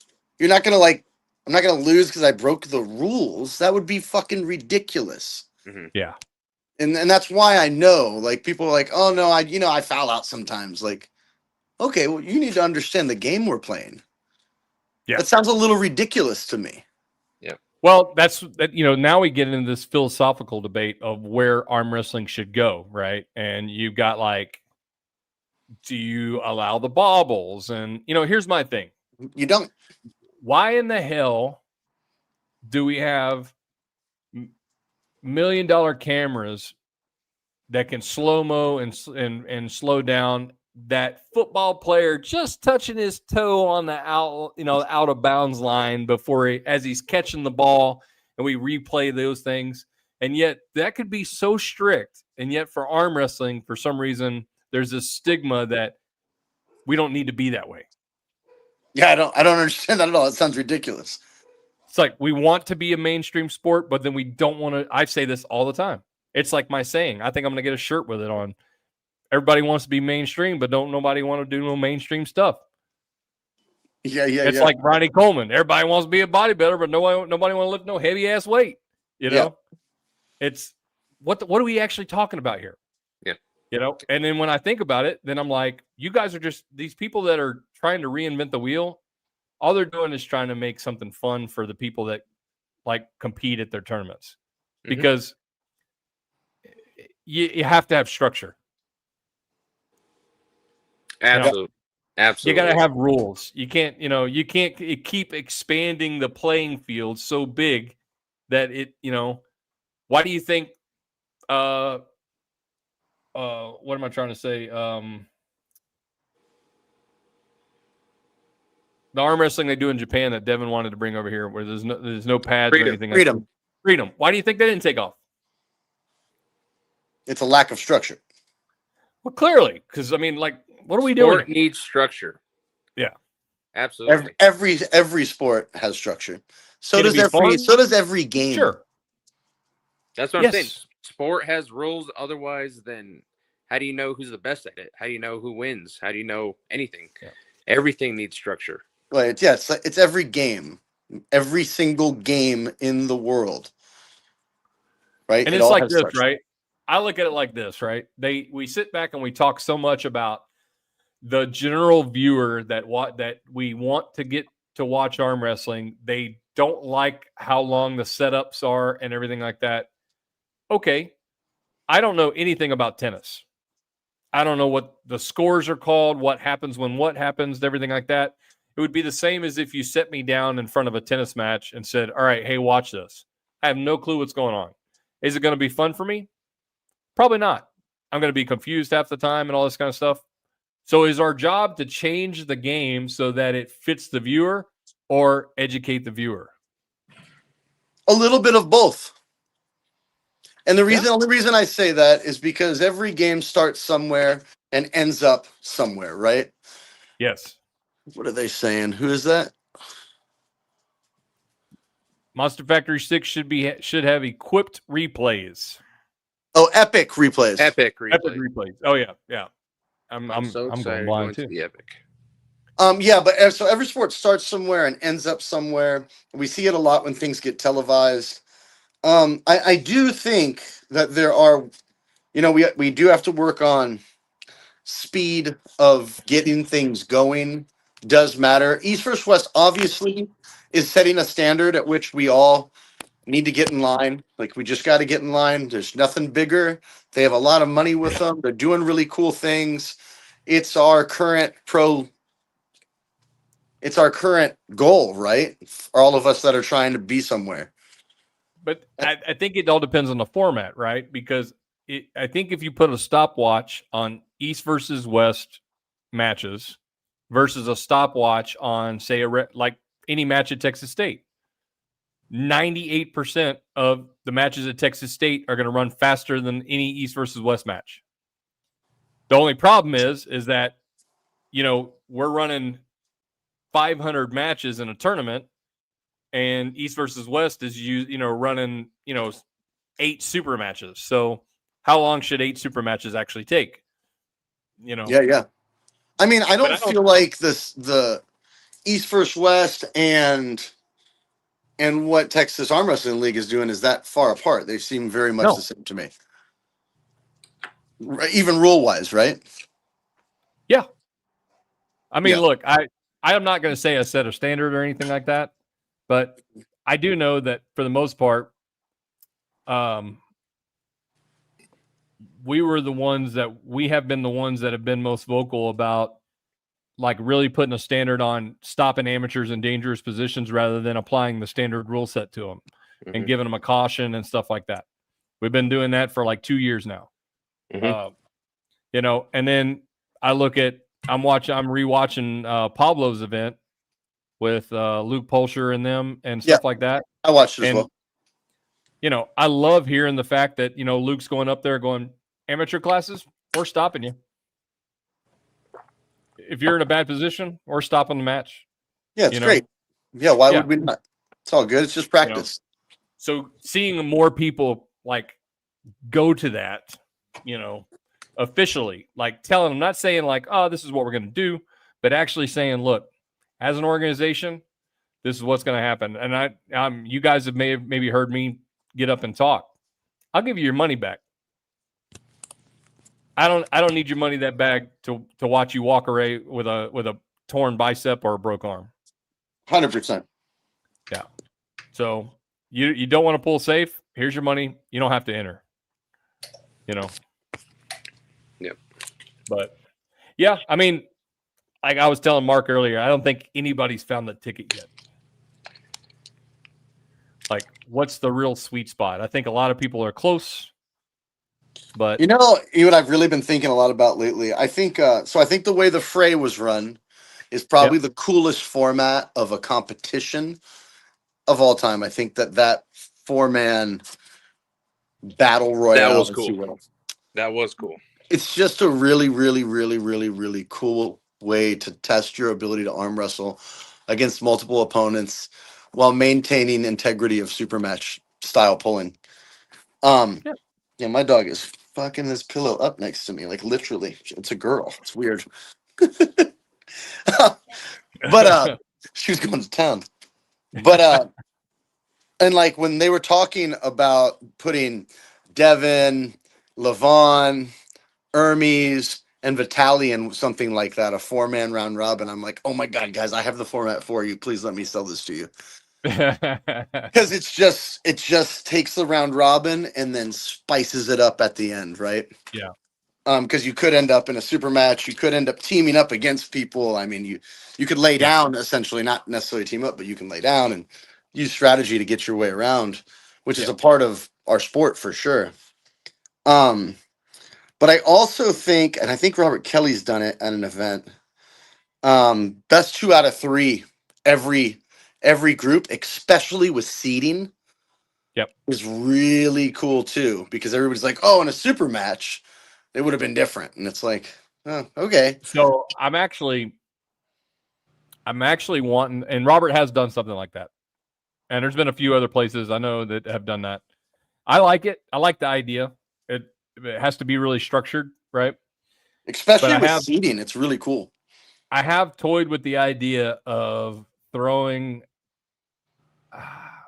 something random next year where it would be like weight class, set number of guys, that format. Every round, best 2 out of 3. You know, high pay in. Every round. More return on payout and round. stuff like that. And doing something like that. Like I'm kind of like been toying like a built different like title, like Texas Arm Wrestling League built different, and you know, best 2 out of 3. We do you know, 6 to 8 people in each weight class. They sign up ahead of time, pre-register, you know, and it's basically like this, you know, it's standalone event like that. I've been toiling with that idea. Yeah, that's all really, really cool. It's really cool. It's really cool if you get the right people in it too. Yes. That becomes really, really fun. A fun event for sure. Yeah. So yeah, but I mean that's the thing. I mean I don't think there's anything wrong for all these different formats. The fray, you know, team versus team thing. I know Canada's got a team versus thing going on. Yeah, that looks kind of cool. The way they're marketing, it's really cool too. Yeah. So they have like a draft, if you will, of some sort. I really don't have a problem. I mean, that's the thing. When like new things pop up that add some like extra flavor to the sport, that's all great, right? Agreed. Fully agree. When people come out and go, this is it. This is what arm wrestling needs to be for everybody. I'm like, come on, man. You know, we're not changing the sport to that. You know, you want to hold special events like that. That's great. You know, I think that adds some, like you said, extra flavor, extra fun, you know, but we're not changing the sport to these things. Yeah. I mean, yeah, there's definitely some wickedness. I like if the class is a certain size or smaller, it goes best 2 of 3. Like small classes get okay. Yeah, I can understand that too. It'd be kind of like trying to make smaller classes triple elimination or something like that, you know? Yeah. Oh, I also think triple elimination's really cool. I like That's a that. fun. I That's like a fun little twist. Yeah. Yeah, it's different. That could be pretty gory. Like that's a long day. It could be. Yeah.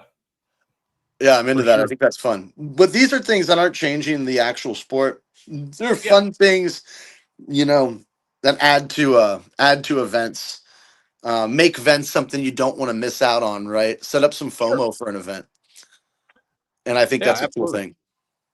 I'm all for that. I mean, I like, you know, I like when people expand on ideas and it's like, okay, you know, this is just something new I'm going to try to see if people like it. Cool. You know, but like when I've had people come at me and go, all right, this is the way arm wrestling needs to change to. I'm like, well, you've lost me there. You know, like arm wrestling is fine the way it is. We just, you know, in a sense, we're finding our way into something bigger. Well, it's growing crazy. There's no question that it's growing. Absolutely. No question. Absolutely. So for sure. So So I think there's a good amount of money behind it right now too, and I think that's only going to bring more money. And you know, it starts to pave the way for an ability to go be an athlete in a sport and go after it full time, and it not just be based on like your social media paying your bills. yeah. You know, which is the current situation. But there is light at the end of the tunnel, and the sport's getting big enough that other avenues are looking in at it, going, "Man, that's really cool." Yeah. And that's the key. Yeah. Yeah. Education. Yep. Yeah, for sure. Yeah, for sure. And the right people doing the right things, you know, because I think, you know, obviously we've seen when the wrong people do the wrong things, it really blows up, you know, Yeah, and that for can sure. that can make some people really, really, well, I mean, it can make, you know, there's a situation right now where there was a long time sponsor, a reoccurring sponsor for a particular organization, new, organization popped up, kind of snaked in on the sponsor and completely dropped the ball, you know, didn't even fumble it, like dropped it completely. And now that they're out of the picture, you know, it's like, okay, are we gonna go back to where we were? And it's like, you know, we've had such a bad experience with the last one. We think we're just gonna kind of sit out for a little bit. Yeah, because they sour it up. Exactly. Yeah. So getting in, you know, sponsors getting in with the right people, the right organizations that are going to do, you know, the right things, put the money in the right spot, you know, do something that benefits the sponsors in a way that, you know, they see some sort of return on that is key. Yeah.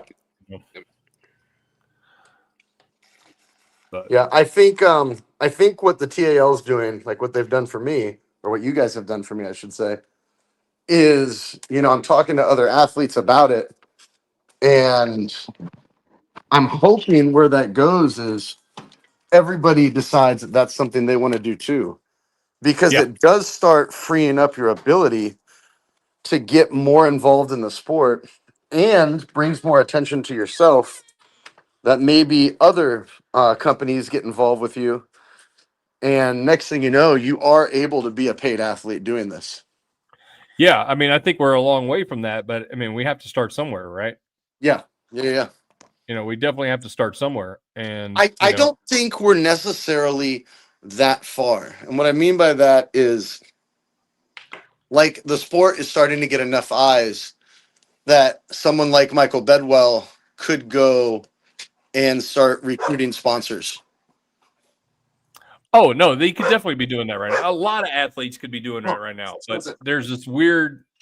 I think there's a weird stigma with that's going on right now with athletes that the expectation is that promoters cover everything, and it's not always the something that can happen.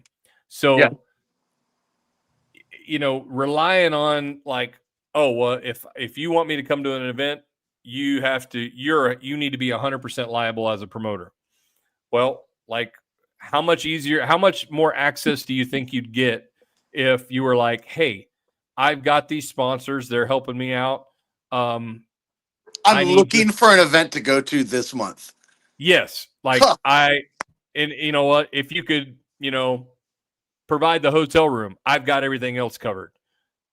Imagine the opportunities that other promoters and stuff like that would be like, oh, I can actually afford to set up this match with this guy and this guy because they're marketing themselves. Yeah. And bringing value and income and resources to themselves. Yeah. And now they have the ability, and now I kind of fill the gaps in.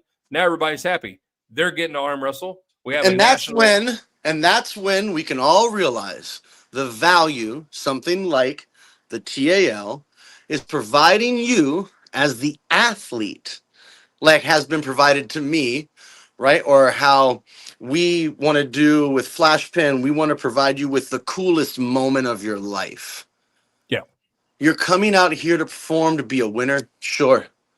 But we're trying to hand you with a little bow on it something really cool that you got to be a part of, and you'll look back and show your kids. And we all were there, and we all got to have that with you because it costs so much money. Yep. And more so than the money, especially in Billy's shoes, is the time. Yep. The time is way more valuable than the money. Way more. There's no question. I don't have the time. That's why I'm not that cool. I'm not a Billy. I'm way too selfish for that. But that's the part that's so hard for people like, oh, I can go arm wrestle anywhere.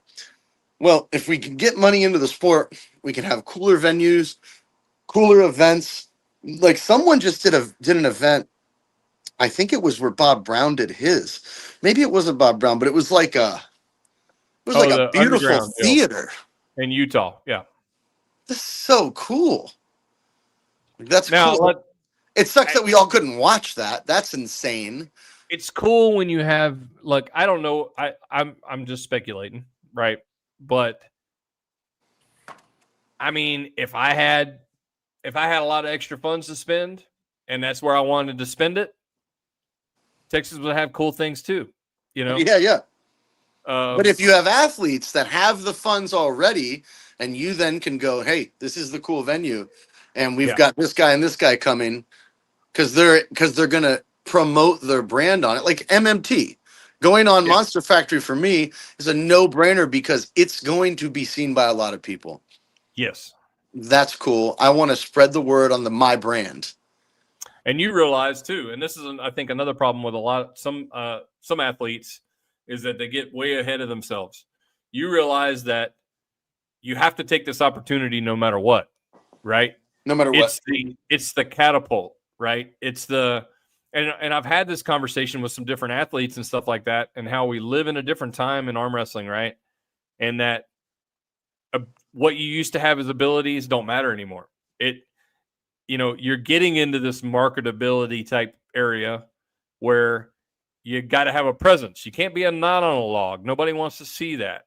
You have to want people to want to invest in you. And in order to do that, they want something back, right? They want, if that's just you making them look good, whatever that might be. But taking risks, taking chances, maybe taking chances that you believe are kind of below you, depending upon your situation. You might have to take some of those, what you feel are lower opportunities, to then shoot back up, right? Yeah. And it's investing in yourself. The money you spend is investing in yourself. It's not just investing in yourself it's not like just buying a new outfit. but it's investing in yourself and like building legacy. You want to be a legend, right? Like we all want to be a legend. This silly game we play, Yeah. man, sometimes I feel like a god up there. And Yeah. you have this arena of friends and enemies cheering you on regardless, and you're all in the same energy just for a minute up there. This sport, the thing that we all need to figure out how to bottle is that magic. The Yep. magic of going to the thing together. Mhm. Right? You can be a mid-level guy, a high-level guy, a low-level guy, but we all show up and we're in the magic. Yep. And we're all feeling it together. It's pretty different than any sport I've ever been in. Yep. It's really when cool. When you can create that. Yeah, when you can create That's that. the thing. That's the difficult thing is some people provide the avenues to get those types of things going, and it's just the reluctancy in a lot of people to just take it, and roll with it and go with it. And like Laughlin was actually, like, at one point he was contemplating renting like a tour bus just to try to get as many people as he could get loaded up on there to come to El Paso. Like, don't worry about it. I got your ride. We're going to get on this huge Greyhound bus and we're going to go, It's crazy. And he actually did. He rented like a 16-person van to drive to El Paso because we had a number of the teammates, come. That's a cool move. Yeah. No. But yeah, it's those things that move the sport, and, that are great to see when you see like a whole team walk in and, they're all wearing the same shirts and, they're all together, it's really great thing. It's a lot of things that are going on with the TAL right now. I'm just like super pumped about, because it's like things I'm starting to see things coming up on the horizon or actually happening that I've been wanting to happen. Like, these have been my ideas and my dreams and stuff for, like, this is where I want to go with TAL. Like, this in my mind, this is where I want to go. And now some of these things are like starting to pop up. You're feeling it. It's really cool. Yeah, I bet that is really cool. Exciting really as hell. Hell yeah. So, yeah, and one of the things you're doing is you're creating direction. I mean, I hope I am. That's what I'm trying to do. You're setting the pace for everybody, for everything. I wish I thought that was the case, and that's what we're hoping, right? We're hoping that's the case. Yeah. I don't necessarily think that's the case, but man, are we hoping it's the case. Really, really, really am. I do. I think that this is cool. I think that maybe we're setting precedents for what's that young kid? He always comes with his dad. He just won left-handed against Munoz. Arrington? Oh yeah. Mm-hmm. Randy? Brian and Ryan. Yeah. Maybe his dad's Randy, yeah? Randy is his dad, and Brian is the But boy, yeah. we're setting the precedents for these guys. Yeah. These guys coming up for sure. And isn't there another youngster named Nathan? Yeah, Nathan Howard, Nathaniel Howard. That's Richard Howard's boy. Yeah. Yeah, those two are on a fun collision course, I think. I think that Nathaniel's getting closer. I actually think he won a round took a round from him at the last event. It's pulling for special kids. Yeah, they went. Him and Brian did go head to head in that. And that's the really cool thing too. It's like we have those two, and we have the Shanks boys. It's amazing. And, there's a lot of young talent coming up through the ranks here, and these guys are like knocking at the door at these top guys. I mean, Brian's already called out Billy Boo. Yeah. You know what I mean? Didn't he already beat him? Oh no, he did. Yeah, he called out Kalen Gilstrap. Kalen, yes. You stop it. Yeah, he called out Kalen, and here's the great thing, right? And it's a good lesson. I don't know. I was having this conversation with somebody the other day, and it's one of those things I'm steadfast on, man. Kalen hasn't competed in like a year and a half. Oh, I know. He messed his hands up. Yeah, well, I mean, he didn't really relay that to a lot, anybody, and that's kind of the thing that,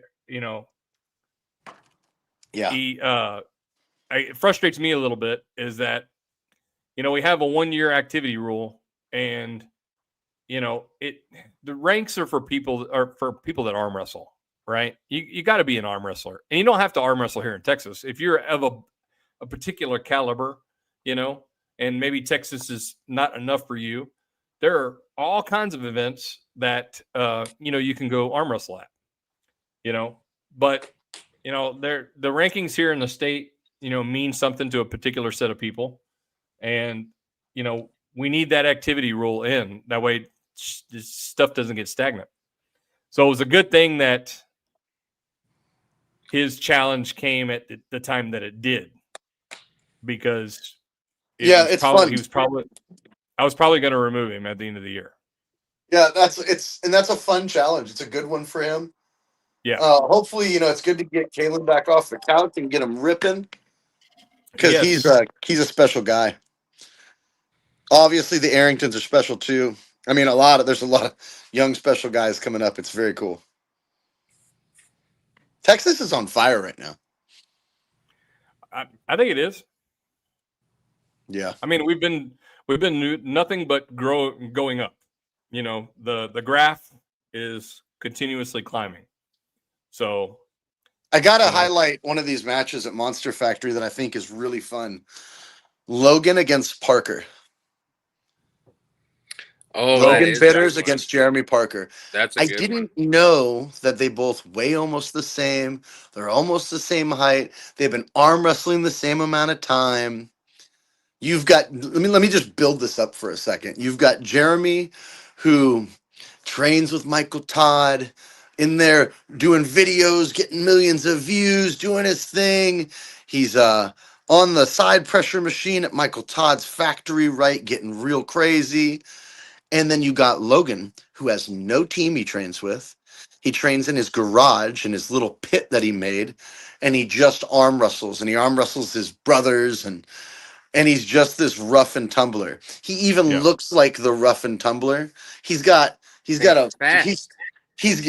He's got a big life-size Rocky in his garage, right? And so it's kind of like Dolph Lundgren, versus Rocky. And it is a cool match. Yeah. And if Jeremy ain't the sweetest dude and Logan ain't the roughest dude, it is really cool. Yeah. That's the good thing about, and this is what I really wish, and I think could benefit EVW in the long run, is going to like the UFC format, right? Where you have YouTube for free, prelims, up and comers, guys knocking at the door of the pro elite level, exciting matchups, rivalries, stuff like that. You have a handful of those for free, build up to the event, and then you have your main event. It's what we have to be doing. Yeah. 100% they have to go to that. So guys can come in at my level and start showing that maybe we are the shit. Maybe we're good. We don't even know, because we have to go hunt for these chances, right? But there is room. The problem is, you're right. You're 100% right. But I think the problem is that a lot of times they feed people to the wolves. Yes. Right? Because they're always looking for the number one match. Yeah, that's not the move. You can't do that. So like you take like yourself or somebody like that, and you find somebody of the same caliber from Europe or something like that, right? Or from the States. It doesn't matter. You could do it from the States. Yeah, you could. You clearly could. And it would make more sense if you did it, while you were here on home soil, because I think you would garner more attention like that from people that are here. And you would do the same thing though when EVW does a match in Europe. You would put a couple of the young Europeans that are on the come up all against each other in the prelims. We'd watch it and whatnot. Yep. Or not, but their people would watch it. And in North America, all of us would watch it. All of us want to see the Brandon L. Sessers and the Robbies go against each other, right? Like, we all want to know. And there's a bunch of us that are knocking on that door that just want to get the chance. And for that show, none of us are asking for money. We're all going. Yeah. Yeah. We're all showing up. Yeah, for sure. For sure. And that show would allow you to leverage yourself as an athlete with other companies and say, hey, this is EVW. I'm going to be on this. I'm working my way through the league. And I'm now one of their athletes. And I have to, they could even contract you have to compete once a year in their league to move yourself along. You can still compete elsewhere, whatever. And, that's all gets weird. But, you could say, I'm this athlete and this is the views they get. And I'd love to wear your stuff up there as a sponsor, or if you can't wear it, because you should probably be in uniforms, who knows? But to be able to go up and have a moment where they film each individual person and let them talk for, 40 seconds. Yep. Where you get to plug, the people who got you here. Well, and you get to plug them like all the way in the lead up too, like at any point that you can. Yeah, it's really these are the opportunities. Yeah. No, I agree. And there's that just goes to show you that there's tons of room for expansion there. Yeah. Tons of room for expansion in these platforms. And you already got the venue, you already got everything set up, you already got the camera crew, you're paying for the full day. Yeah. It doesn't beat up your budget either. Yeah, I mean it's true. Very true. And you have multiple avenues. Like you could, you want certain qualities to be on particular things and stuff like that, but then there, you have so many different, you have Facebook, you have Instagram, you have Discord that they're using now. And you could use any of these platforms for any of this, footage that maybe isn't like the top quality, right? Or something you want on a particular, platform or whatever. Yeah. There's plenty of other avenues you can use it on. Absolutely. And it would help them build their channels, their social channels. Yeah. Which are suffering. Are they? I hadn't paid attention. Well, I mean, in comparison to what they could be, for sure. Yeah. Yeah. Yeah. No, it's all good. It's all good stuff. It's all cool to think about, because the possibilities are, they're ever expanding. I mean, look at where we're at now. Just look at what's progressed over the last couple of weeks with, like, say, IFP and you and TAL and possibilities are out there. It's just being able to, like I said before, get the right people in the right place. And I'm thankful that, Glenn found us when he did last year, and he's continuing on, and he trusts me and what I do enough to recommit and commit to these different things and stuff like that. And that makes me feel good. In my conversations with Glenn, who I'm meeting tomorrow, that guy can't like you more. Yes. Like, I like you a lot. that guy speaks so highly of you. It's pretty impressive. I was like, man, I thought I loved Billy. Maybe you love Billy more. Yeah. I love it, because and not that I don't value, I value the friendship and all that kind of stuff, but like I said before, this is where I wanted to go. Yeah. And we're kind of here. So look at Billy cheesing over there. Look at him. I am. I'm happy. And you should be. You should be. Yeah. You should be, man. Yeah. You really. There's a lot of cool going on, and eventually you got to reap what you sow, right? And I mean, that's not always bad. Sometimes it's all the good coming in. Yeah. It does make me think, like a lot of times it's like, it's getting to the point where all the work is worth it. You know. Absolutely. It's I'm getting to that. I'm to that point now where it's like, I don't feel like I'm just spinning my wheels anymore. Yeah. Like I'm actually adding something to the mix. So. Yeah. Another thing, talking with him that's very interesting to me is, like, he really just loves arm wrestling. Yes. It's not like when I'm talking with business with somebody, I am very in tune with how can I help you? Because nothing's free.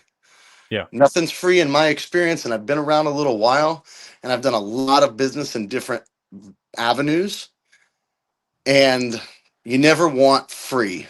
You want to earn your keep. It's better for everybody. And one of the things I get from him is, man, he just loves the sport. Like, he really wants to be involved. He does. It's pretty cool, and it's like, me too. I just want to be involved too. Like, this whole thing changed my whole life. That's really cool to hear from him. Yeah, A it sponsor is like like that. that. That's really cool. It's really, really cool, man. He really is that guy. He couldn't be more all in. It's crazy. Yeah. It's crazy. Yeah. And that's the thing. I'm just so thankful that he's here in Texas, and we found him, and we have the relationship we do. But like these are the types of sponsors that the sport needs. And he's all in on Texas being great. Like, that matters to him. It does. Like, Yep. he has pride in his state. Yep. It's not just like, I'm going to go to where the money is. He's like, well, no, I mean, we got to make Texas amazing, right? Like, yeah, Yes. Of course we do. This is our home. Fuck yeah, let's go. Very cool. Yeah. And he's also enthusiastic, and it's interesting to meet people at a high professional level, Mhm. and they're wildly enthusiastic about something that even those of us who aren't at that level share an equal amount of enthusiasm in. Yeah. And we instantly have we have this plane to collaborate on together. Exactly. All of us, you, James, myself, Glenn, we can all sit at the same table from all these different walks and collaborate on the same thing with equal passion and intensity. It's crazy. It's really, really cool, man. Isn't it awesome? Oh man, so cool. Yeah, it's so cool. It's almost like we don't know how to act with it, right? Well, that's why we're not successful in it yet. Well, yet. Yet. We're getting there. We're getting there. Maybe not our times, but That's okay. I mean, we're as long as gonna put some of the pavement on the ground. 100%. Yep. I think that's what I think we're going that way. And I think we will see more people following some of these footsteps for sure. So James, before I gotta go, I gotta ask you, what's next for you? Next for me is, I don't know what's next for me, honestly. Are you thinking maybe a call out? You got to find a way to get active, right?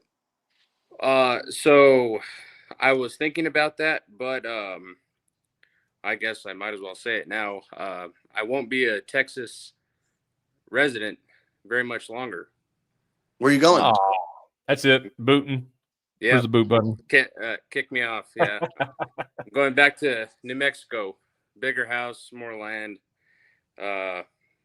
growing family. So we decided to make the trek a few miles on the other side, and so that's where we'll be. All right. That's cool. I'll still be at nothing will change as far as my presence at the tournaments and supporting TAL and all that stuff. Are you going to be training with those guys over there? What's that? Are you going to be training with those guys over there? No, so nothing really will change. I'll still be training with Mark in El Paso. I'll still be with the guys. I just won't be a Texas resident anymore. So unfortunately, that'll boot me off the rankings. And when that officially happens, Billy, I'll let you know. Yeah. But yeah. So maybe before you go, you should body slam somebody. That's exactly what I was thinking. Yeah, you should bite off more than you can chew and get weird. Yeah, I got to get with. I actually have to get. And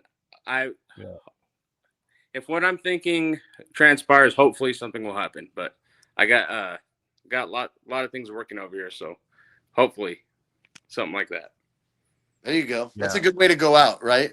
Yeah, and that's what I wanted to go out with a bang, absolutely. But of course, always support you guys, Dustin. I'm going to be pulling for you super hard at Monster Factory. I know you're going to smash that dude. It's going to be a lot of fun. Really going support for it, everything brother. you guys do. Always, I'm your friend for life. So I got your guys' back always. Yes, sir. When's that move happening? We'll be closing on our house. It just all depends on when they do the estate sale and make the repairs and all that stuff to our house. Think like early next year or something like that? Yeah. Yes, sir. Okay. Well, that's great, man. That's good for the family and everything like that. So that's all positive. Yeah, no, it's the best move for the family and everything. But yeah, keep you posted for sure. Absolutely. Yeah. Well, sounds great, fellas. It was a pleasure We talked talking with about you a lot. guys. I'm at 2%. I gotta go. Yeah. All right, Dustin. Hey, man. Good luck. We're supporting you. Go kick his ass. Billy, thank you for everything. We'll see you guys soon. Thank you, All right, everybody. guys. Take it easy, guys. All right. Bye. Later.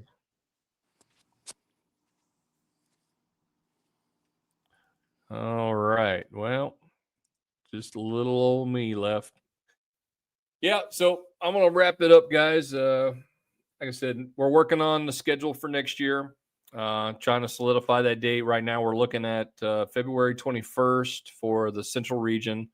The venue that we have prospected right now is in Corsicana, and really cool looking venue. Old Opry House, music venue, steakhouse.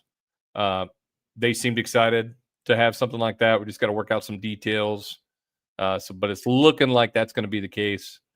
I've already got the directors already scouring dates to get locked in for their regions. I know Mark Perez. We're looking at Odessa for the Western region in May, I believe. Yes. So Western region, Odessa in May, be a little bit further into Texas there, a little bit more accessible for the central guys and stuff. Let's see. Championship next year will be in San Antonio. We've made a full circle. We're going right back to where it all started in San Antonio. So Eastern, we're gonna push that back to August again, and we'll be working on trying to get a venue for that set up. Sometime after the first of the year. So we're getting them all locked in, but it's pretty much going to be. There's going to be some question marks in there. Like I said, I was talking earlier with Robert Baxter, and EVW coming back to Texas. We're looking at a timeline there. It's not going to be early year anymore, like they were thinking. So, we'll have to. We want to rearrange. I didn't want to flood Central Texas with too many big events. So, the fact that they're not going to be there in February now, we can kick the year off with our big event. Most people will have the holidays off. They'll have all of January off, and then boom, February should be a massive Central event. So that ought to be great. We already started talking about Texas State and some of the different things we're going to do. We're going to be back, probably most likely back at the it's Biggs Burger now, but the well that we did it at originally. We've held our Southern region at a couple of those tournaments there too. So really cool venue. Everybody seems to love it. We're going to do more chairs this time instead of tables and stuff like that. Because we're expecting I'm hoping for a huge state next year. Big state. We definitely have the potential for that. So I was telling Ryan Grondin the other day with 98%, I'm like, I'm coming for Winter Blast. I'm coming for those numbers because I think Texas can do it.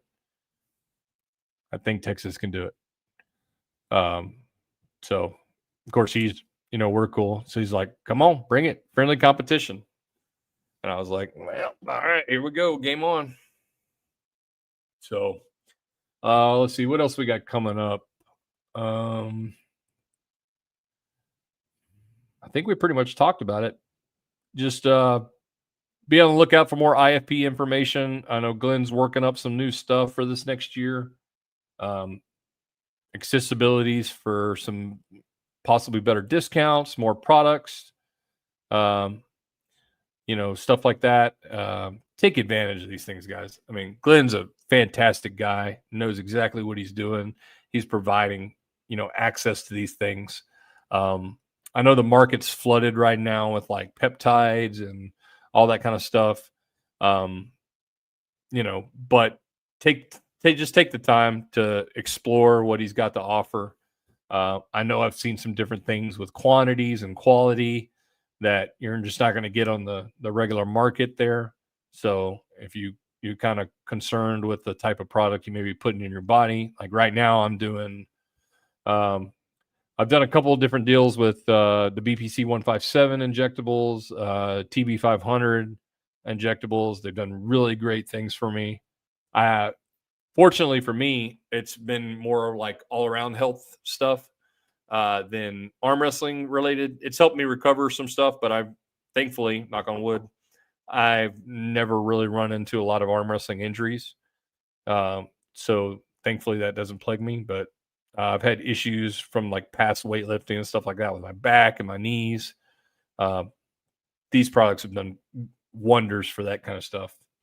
Glenn's helping me now with my my hormone stuff, trying to get that peaked out a little bit. I was a little low on some of my numbers, so working with Glenn to get that kind of stuff brought up. So he's ready to jump on with everybody, give you the lowdown, assess what you got going on, help you out. Really good deals on some really quality stuff. All his stuff comes from pharmacy. It's pharmacy made. So like when you get it, it's going to be in a pharmaceutical bottle with a prescription and, the full meal deal. So really good stuff. Check them out. ifp.life. Check out what they have. If you competed at any of our events, our official events in Texas, you're automatically pre-qualified for a IFP membership. Those things usually run about $200 for the year, and they provide currently they provide 20% on peptides and hormone and TRT and stuff like that, discounts. So you have access to that as basically a TAL competitor, and it's not just for Texas residents. He's now jumped on board with 98%. He's offering some exclusive benefits to them for their competitors that compete up in the Northeast.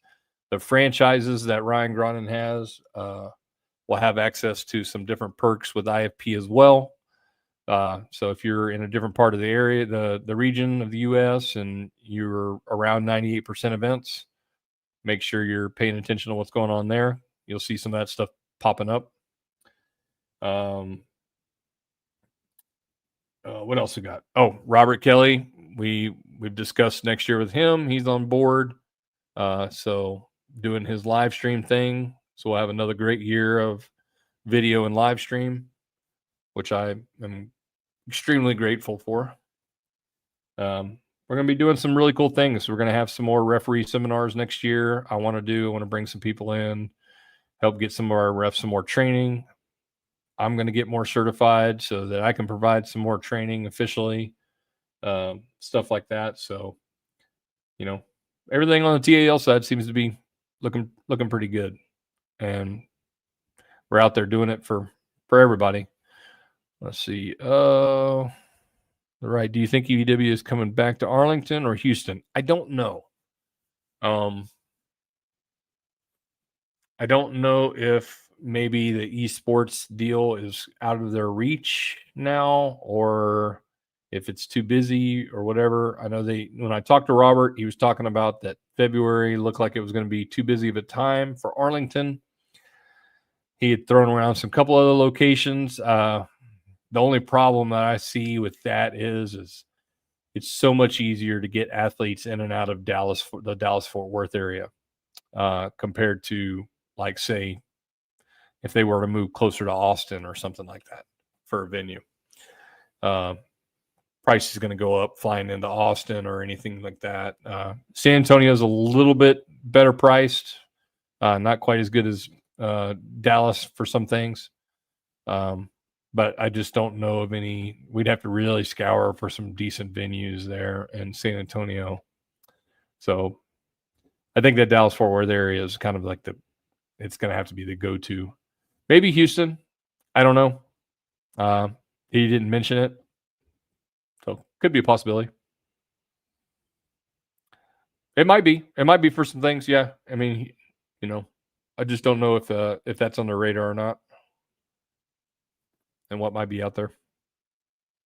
I know everybody loves the Dallas Fort Worth area usually, so they tend to flock to that. But yeah, we'll see. I don't know. It's not confirmed. It's just kind of talking about it. We may not see EVW next year here in Texas, or they may decide to come in. We're going to try to adjust our schedule as needed to accommodate them and to take on that event, you know, for them and stuff like that. The tournament prior to the main event, and help out any way we can there. So we'll be waiting to hear from them and adjust as we need. But yeah, I appreciate. I'm going to go ahead and slide off here. We've been going for about 2.5 hours, so I appreciate all y'all coming on and watching. Talked about a few things, and yeah, I appreciate y'all. We'll see you next time.